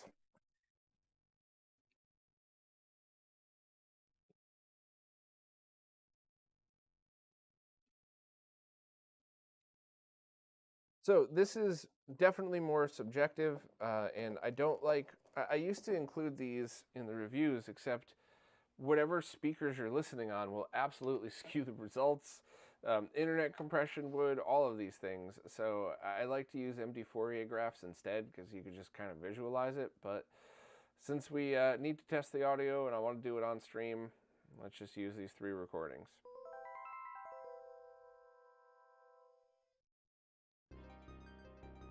Okay. I'm also going to be turning the volume down on my mic. And I'm going to listen to these loudly, but I'm going to turn my mic down to not blow all your...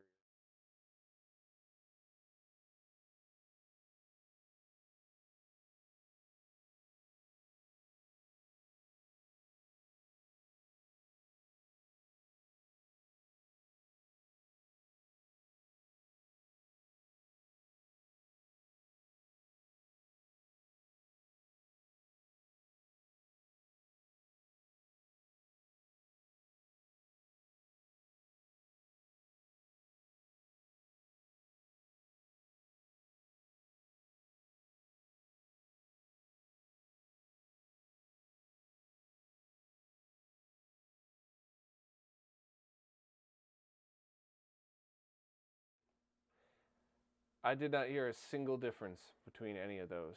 I have good studio monitors. I am in... oh yeah, you can't hear me now. Sorry, Eric. Yes, I already tested the RGB to comp, and it works great. So I'm using very good studio monitors, the Yamaha MSPs, and I couldn't hear a difference. So that doesn't mean it's perfect, but I'll tell you, I have absolutely in the past heard very big differences in audio with some terrible devices, and this is not one of them. Meaning, like, this isn't terrible, without a doubt. So, so far, audio and video tests, I would say that this thing seems completely and totally safe to use. I even did put it on the scope to make sure there was nothing bleeding through.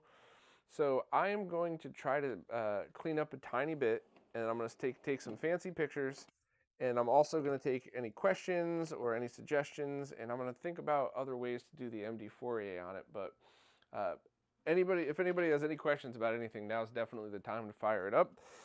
I'm basically just hanging out, enjoying myself on stream with you all. But I think that's, basically going to be it, unless I could think of a better way to get that recording.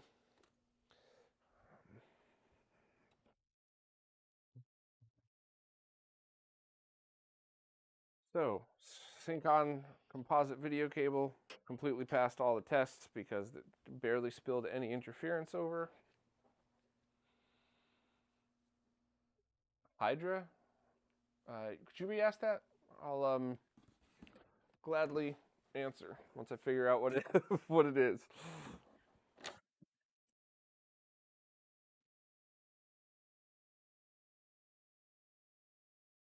Both of those cables, right? Yep. Have I ever tested those active SCART switchers from AliExpress? So if you're talking about the ones that look like the Otaku, and you know what, let me drop the link in the chat just to verify. I want to make sure we're talking about the same thing.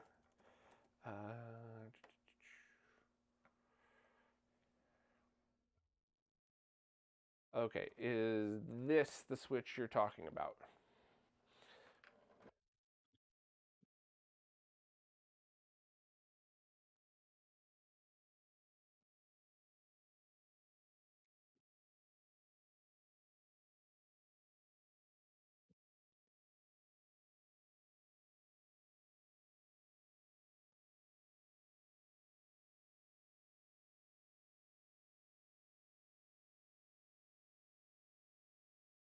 That's the one?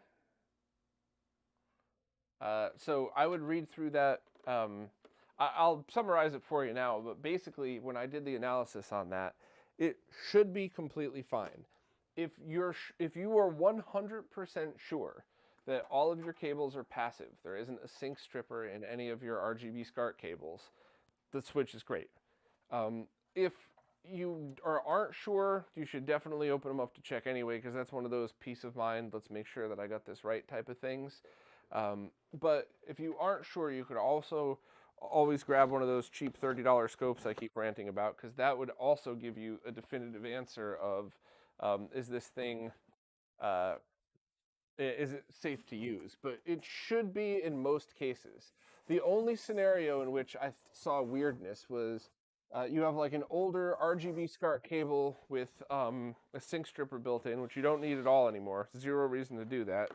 So you have one of those and you plug it into this thing and you turn its sync stripper on, then you could be sending high voltage, which is not good, but it's not the most common situation, but it's absolutely plausible in the context of retro gaming. So, you know that some of them have sync strippers. Well, you know, if you like tinkering, you might just want to remove those and replace them with resistors or something. Because unless you have an Extron crosspoint, or unless you have a very specific device that will not work without a sync stripper, there's no need for it. The reason that we thought there was a need for it was because when we were still learning how all this stuff worked, because believe it or not, it really wasn't until 2016-ish, maybe 2017, that we all started to really do a full signal analysis on these consoles. And before we realized what they needed and how they worked, we've basically found band-aids. Like, all right, well, this console won't work unless you throw a sync stripper in, so let me just do that. And then when we went back to take the time to do the full analysis, it's like, oh shit, that was never necessary at all and could potentially cause problems. The real answer is adding a resistor and capacitor, or, you know, whatever else to the line. So, you know, DHL's pulling up now, so we might have a little surprise on this stream depending on what they drop off. It would be fun, especially because of all of you had hung out during a not so fun one. Yeah, so Motomir, that's exactly the case. That was your only option at the time, and it probably was the best option at the time as well. And that's no sarcasm. I'm being dead serious. So if I were you, and not and to add one more to that, by the way, I bet you there's still awesome cables if you bought it from some of the main manufacturers. I bet you the cables work perfect. And if possible, just take the time to remove that circuit and kind of just go from there. Let me...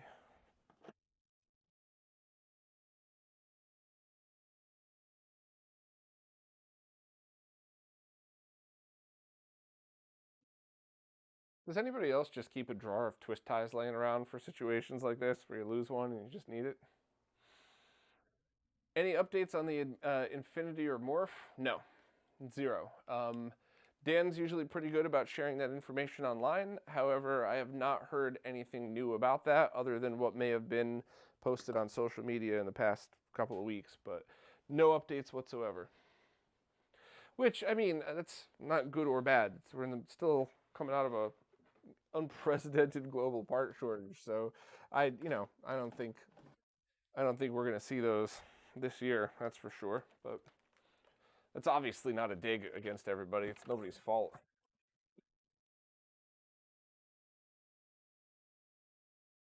I'm also looking forward to putting the Switch together to see how it actually looks. So I'll do that in one moment as well. I just wanted to wait for more, just to see if there were more questions or anything.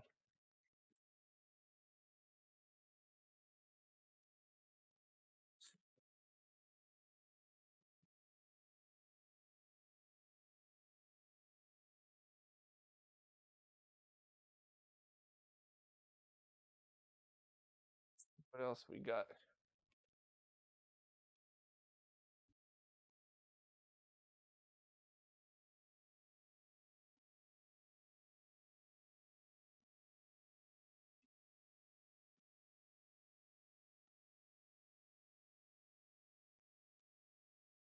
Okay, let's put the case on this sucker. You all been patient enough to sit through it. Let's get to some fun stuff. And then afterwards, I'll just run out real quick and see what just arrived. It's probably like a box of tissues or something like that, and nothing fun, but who knows? All right, so Rob was kind enough to send me this disassembled so I could take those other shots, and so I could also kind of show this. That looks very cool. That is injection molded, not 3D printed. I'm obviously a fan of 3D printing. That's not a good or bad thing, just saying. So let's assemble this sucker. And if anybody's unaware, when you have snap together stuff like this, they're not meant to be taken apart. So, that's kind of the other reason why Rob sent them in pieces, because once this is together, that's basically it. And if there were a problem, I would have had to have opened it up to take a look anyway, but there was no problem, as you all saw. Everything just worked. Okay. That's in there nice. Sure the tabs aren't bent before pushing them down. I don't want to help if I had it on the correct side. Okay. So, through the RetroTink 5X, let's see.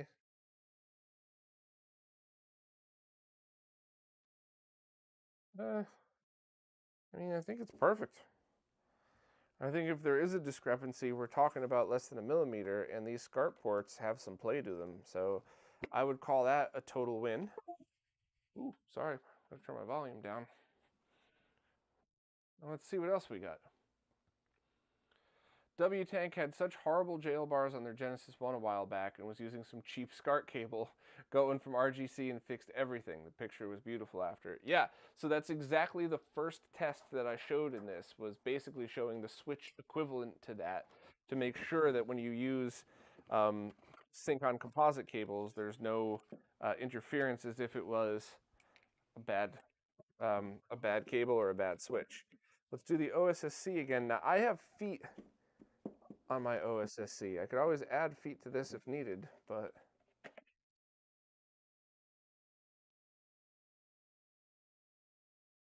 I don't know. I think that might prevent that from plugging into the OSSC. One freaking way to try. Let's plug this sucker back in and see.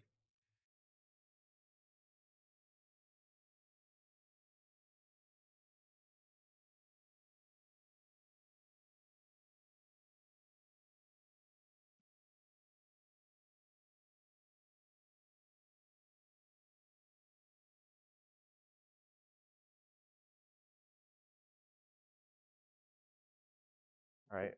So I'm gonna. Thanks, Monty. I really appreciate it. Yeah, I absolutely did buy the cable, and you weren't dreaming. That was the exact thing that happened.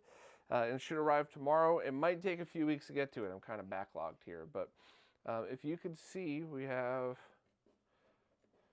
so that just says no signal. So I have it set to 1. I think I had the numbers reversed. Rob was calling 6, the one closest to the output, and I was calling it 1. My bad. So, got my Genesis turned on. Let's see if this changes.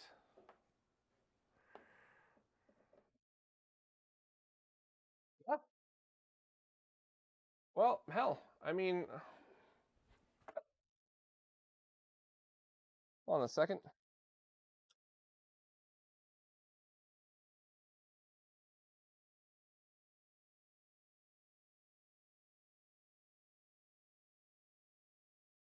Oh no, I thought I had more of these. Hold on a second.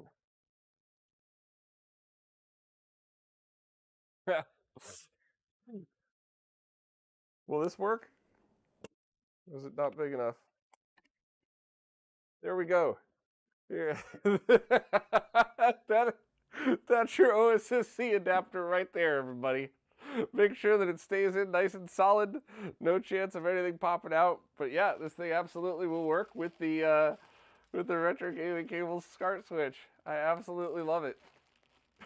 I wish Rob was on here. He'd be face popping right now, going, "What the hell did I send you this for?"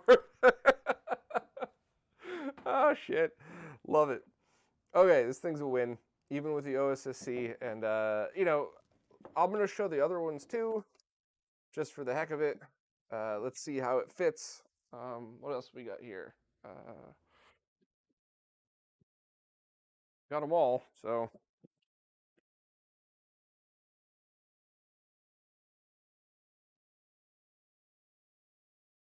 Nope, wrong one.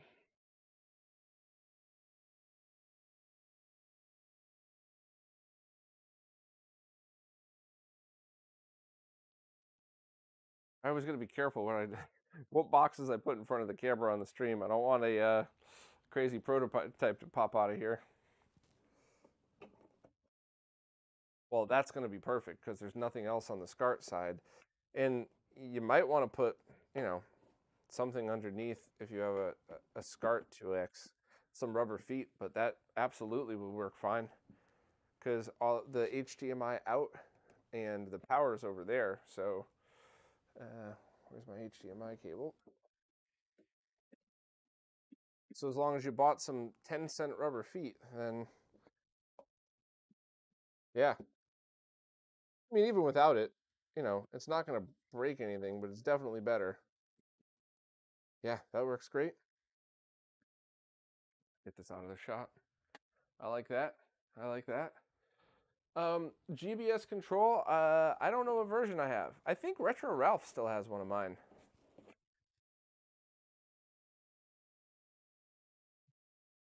See which one I have here. Let's see what other SCART devices I have here. Do I have anything within?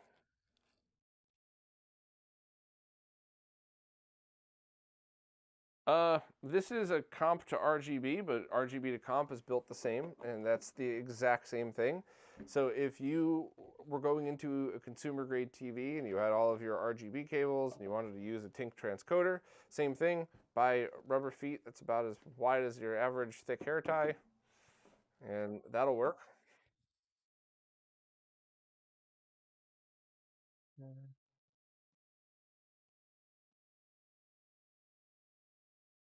Here's that GBSC all-in-one, and since there's nothing else on this side that would work, but you would absolutely want to have something underneath it. That's too much of a play, but that would definitely work, no problem at all.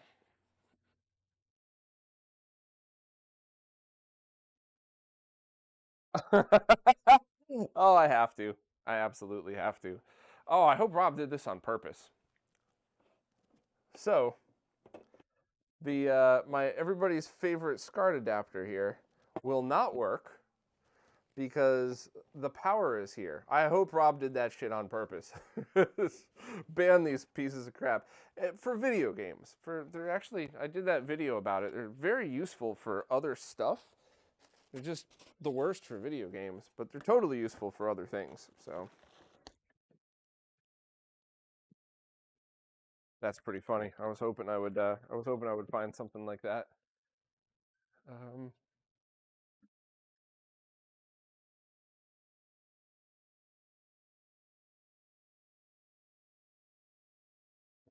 Anything else we should do here? I'm gonna leave my Genesis out just so I could do that testing afterwards. Uh, but you know what I will show, just for the heck of it, unless, feel free to drop off if you're super bored at this point, but I do want to take out the white box and do those pics, and I might as well do it on stream with everybody, because if you have any questions, or more importantly, if you have any suggestions on how to make this look prettier, I am all ears, because I am one of those photographers that only can pull off doing the stuff I do because I take a million pictures, and one of them's got to not suck, right? That's basically my whole philosophy on photography. Don't be a complete moron about things. Take a bunch of pictures. You'll eventually end up with one that's not terrible. And if not, then get your eyes checked.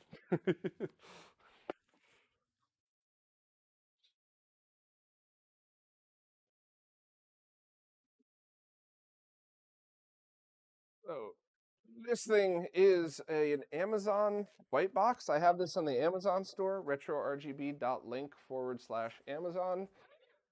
This was one of those things, like I am so proud of the different ways that I save money, but for every 3 ways that I'm like, yeah, look at how much money I saved, I want to share this with everybody, there's at least one where a year goes by and I'm like, I am such a moron. I cannot believe I tried to save money doing this. And this is the perfect example. I bought a little portable fold-up white box, and then I bought some lighting, some stand-up lights.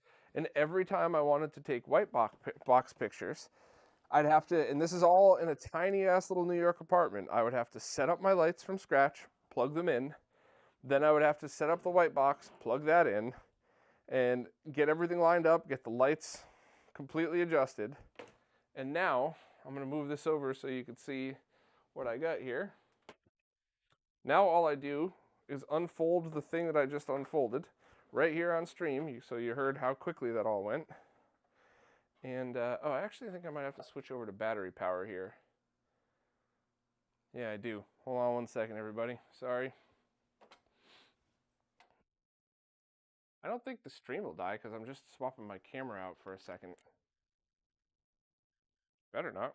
That would be kind of ridiculous. I'm just going to talk through it so people know that my whole stream didn't go kaput. And I'll take this time, move this over.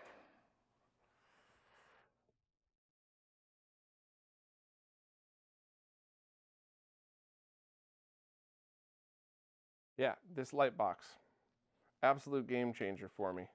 That's it. You unfold it and you're done.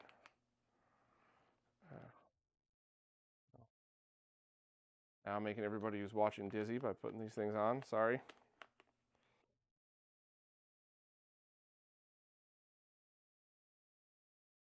Yeah, there you go. So I'm going to switch over to my better lens.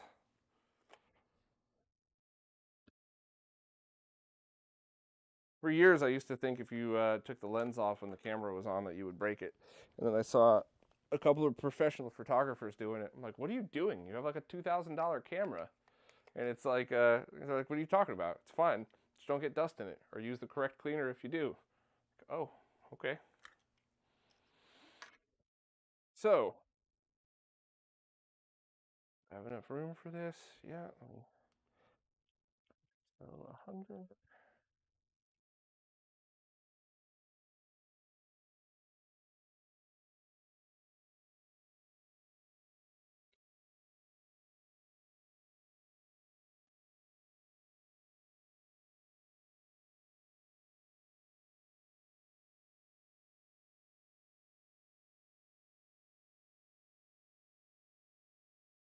I have to put the thing down.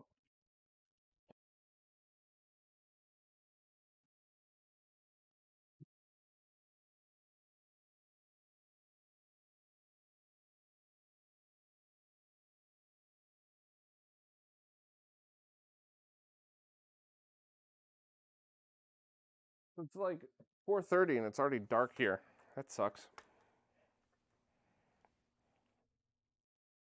All right. So, any photographers in the chat at all? Being off-centered isn't a problem because I could very easily just crop that afterwards. But I think we got a good shot here. The only thing I always forget to do, which is embarrassing, but I forget to re-white balance it after I switch. There we go. Hey, Stika. How's it going, my friend?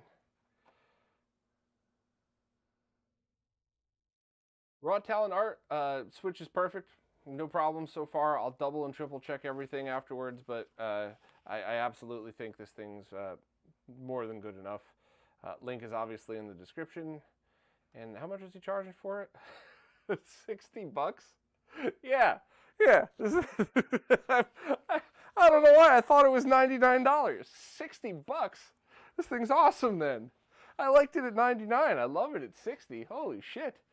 Okay. Does taking bad selfies on Instagram count as being a professional photographer? Only if you do it with a Chrono Trigger Japanese Super Famicom game. That's the only time. Okay.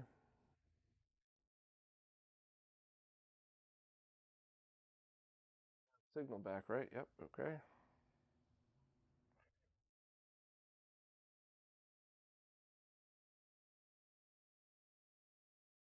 And the other secret that I do is I have my trigger set. So when I press the trigger, there's 2 seconds before it takes the picture. Otherwise, when I press the trigger, you occasionally get that on screen where you could see the wiggle. So hopefully that improves it a little bit. About another angle like that. All right, close your eyes, everybody. Shaky cam time. Sorry.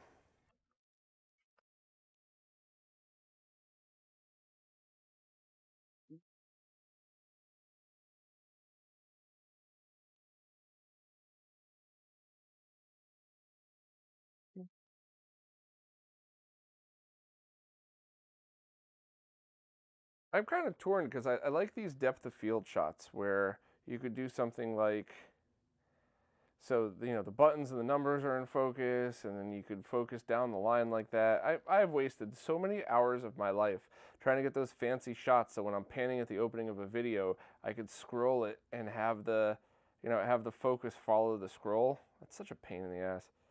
Mark from My Life in Gaming said that there was a way to automate it. No clue how to possibly do that. So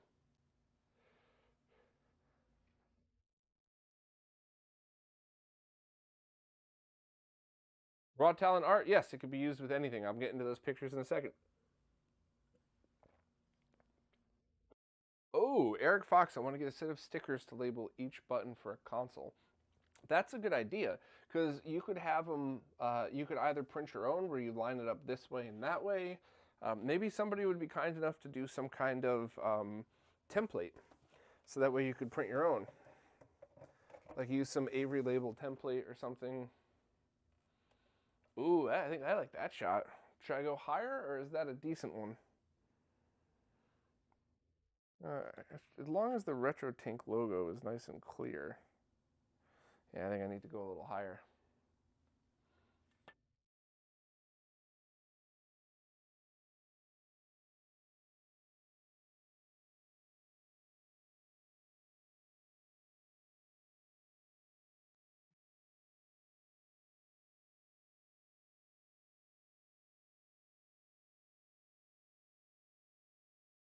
Okay.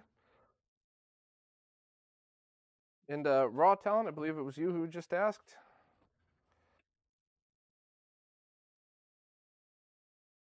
Also works with the OSSC. I showed before, screw it. I'm gonna make the official picture, that other one. It was too funny not to.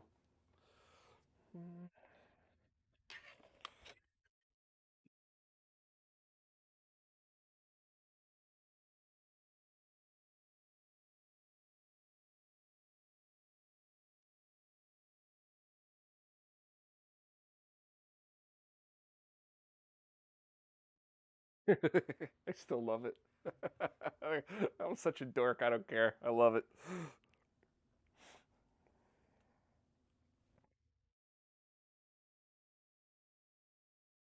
Shot's got to be a little taller. So let me.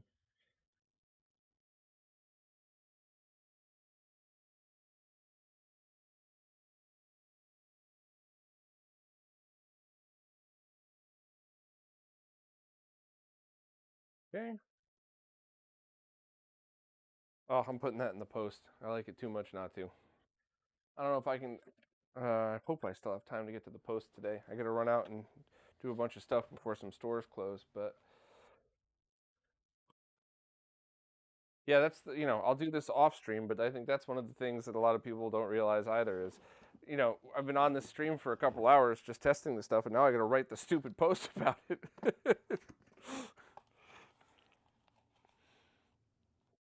Okay. 2x SCART.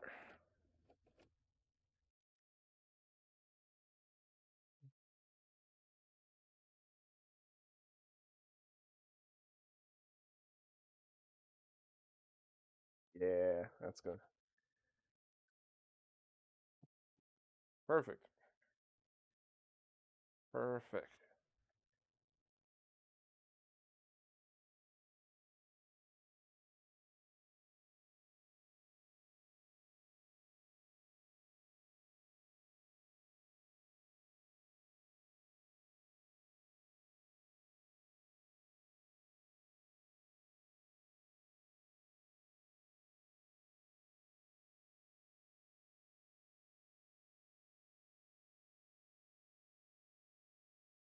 Do I know if the certain Sony models can be RGB modded? You should definitely look that up on any kind of forums where people work on that.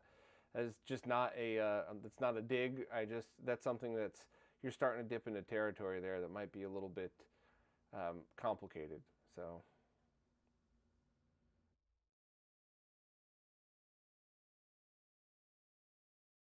I'm going back over the chat. Wayne Templar, is that a production unit from Retro Gaming Cables? Yes, he had sent me a pre-production unit. A year ago, and I kept asking, like, is this the production unit? This takes hour. I mean, we're 2 hours into a stream, and I still got an hour to go. It takes all day to test these things. Is this production? I want the production. And he sent me that one, and he said because it's going to be the same. So I think I did a really quick test with that one. I think basically when I got this one, I plugged it in and was like, no video interference, no audio problems, cool, but I'm not going to do a stream or review until I get the full one. So, okay. Marcello, yes, the Switch is good.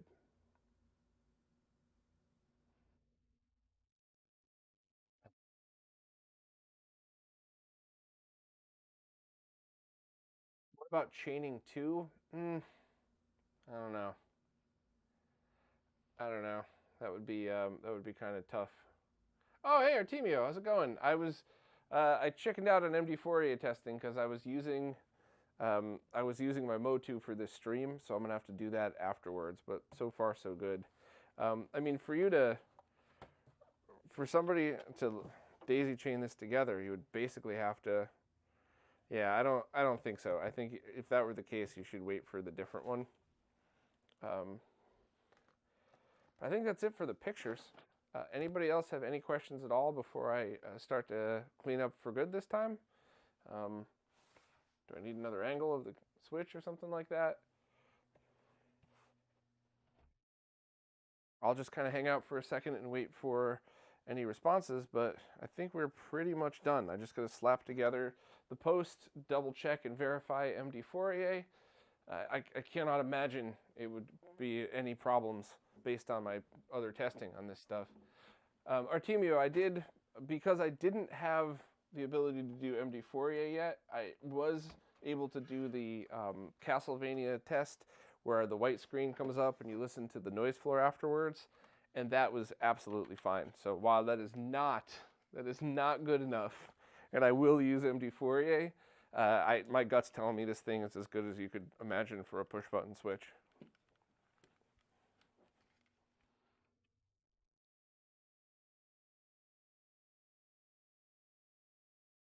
GBSC with an Elgato 4K MK2. If the resolution changes, is it faster than the OSSC? Maybe, but it's not going to be flawless. You would need a Tink 5X for that, or you would actually need the terrible SCART to HDMI adapter that I showed. But you know, if you're curious, watch that video, because if you game with a CRT and stream with your capture card and HDMI, then that's the perfect use for something like that. Tips on where to look, how to remove the sync strip. Yeah, let me check that video. I did a whole video on this a couple of years ago. I hope it's not terrible. Let's see.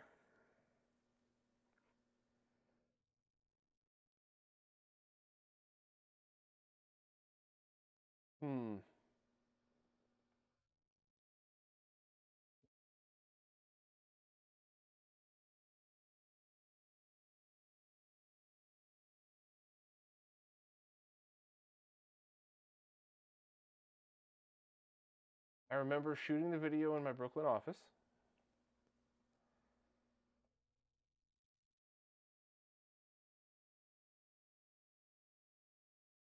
Is this it? Let me see.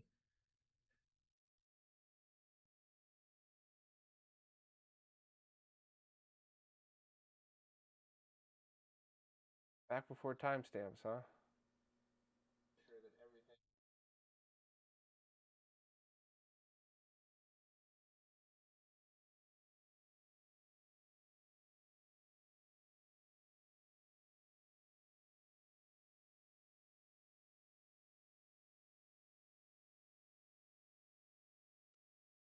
Yeah, not that one.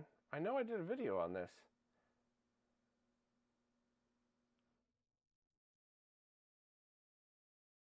Wait, this might be it. Eric, I don't have time to do that. I would love to. I would absolutely love to do an edited video, or I would love to hire somebody to do the edits for me, but I can't. I just don't have time. So I'm going to do a written post, but it's basically just going to say this thing's fine. Cable.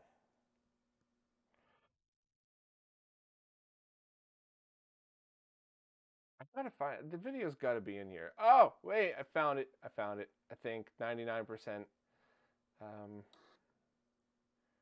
Component test resistor.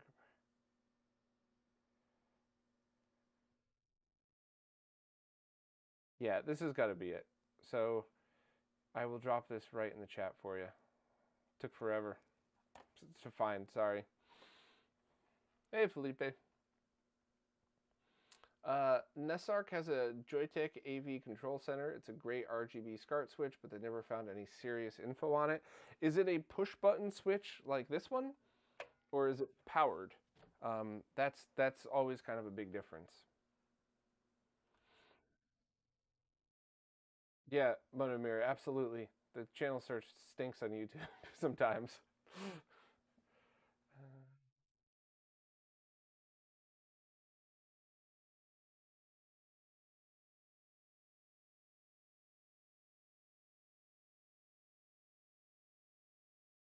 Looking through the chat, see if I missed anything.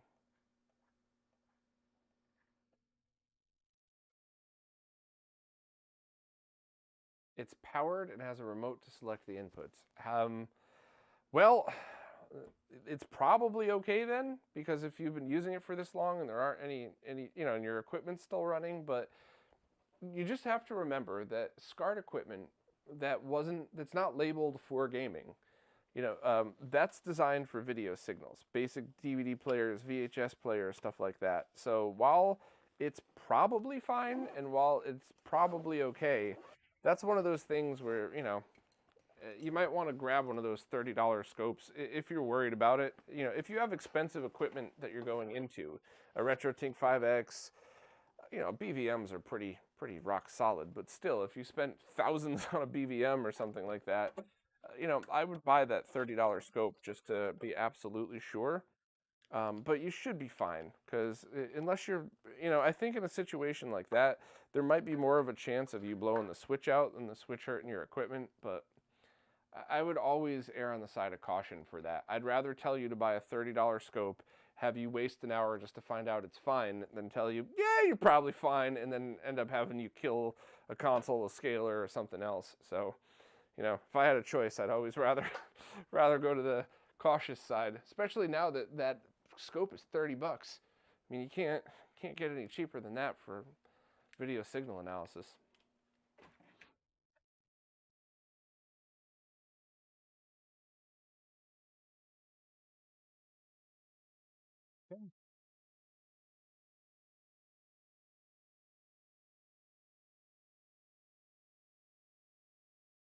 So Brat Bratbadeath, Bratbatdeath. I'm very sorry. I'm not really sure how to pronounce the name, but the OSSC Pro is on hold indefinitely. If you want those kind of features, you can get the DeX, but at the moment, there's not too much that the DeX can do on a console side of things. Arcade boards and PCs, retro PCs, you could probably have some advantages, but I would, let me just drop links in the chat.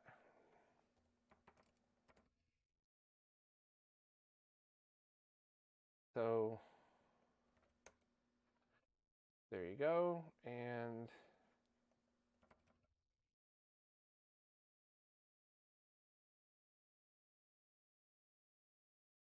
do the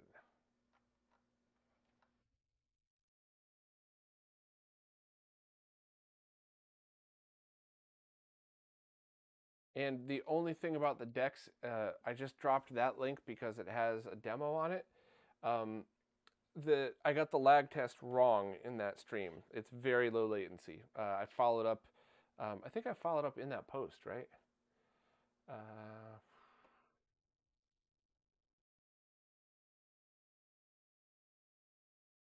Hmm. Yeah,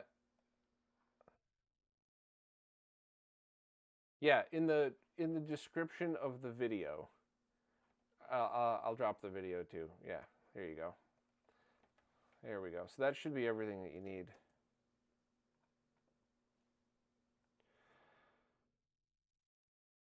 System, yeah, this one's totally fine. This is basically just a push button switch and zero interference. Well, zero interference that you'll ever see in a setup. It's cheap, it's safe to use, and I'll have a post up on RetroRGB.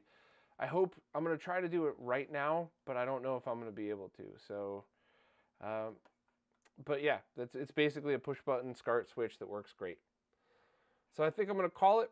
Thank you for keeping me company for 2 hours. I'm going to swing back around to MD4A analyzing this fairly soon. Actually, you know what? The post for this is going to have to go up tomorrow because I have to do the MD4A stuff on it too. But at the very least, I'll update the description of this video right now.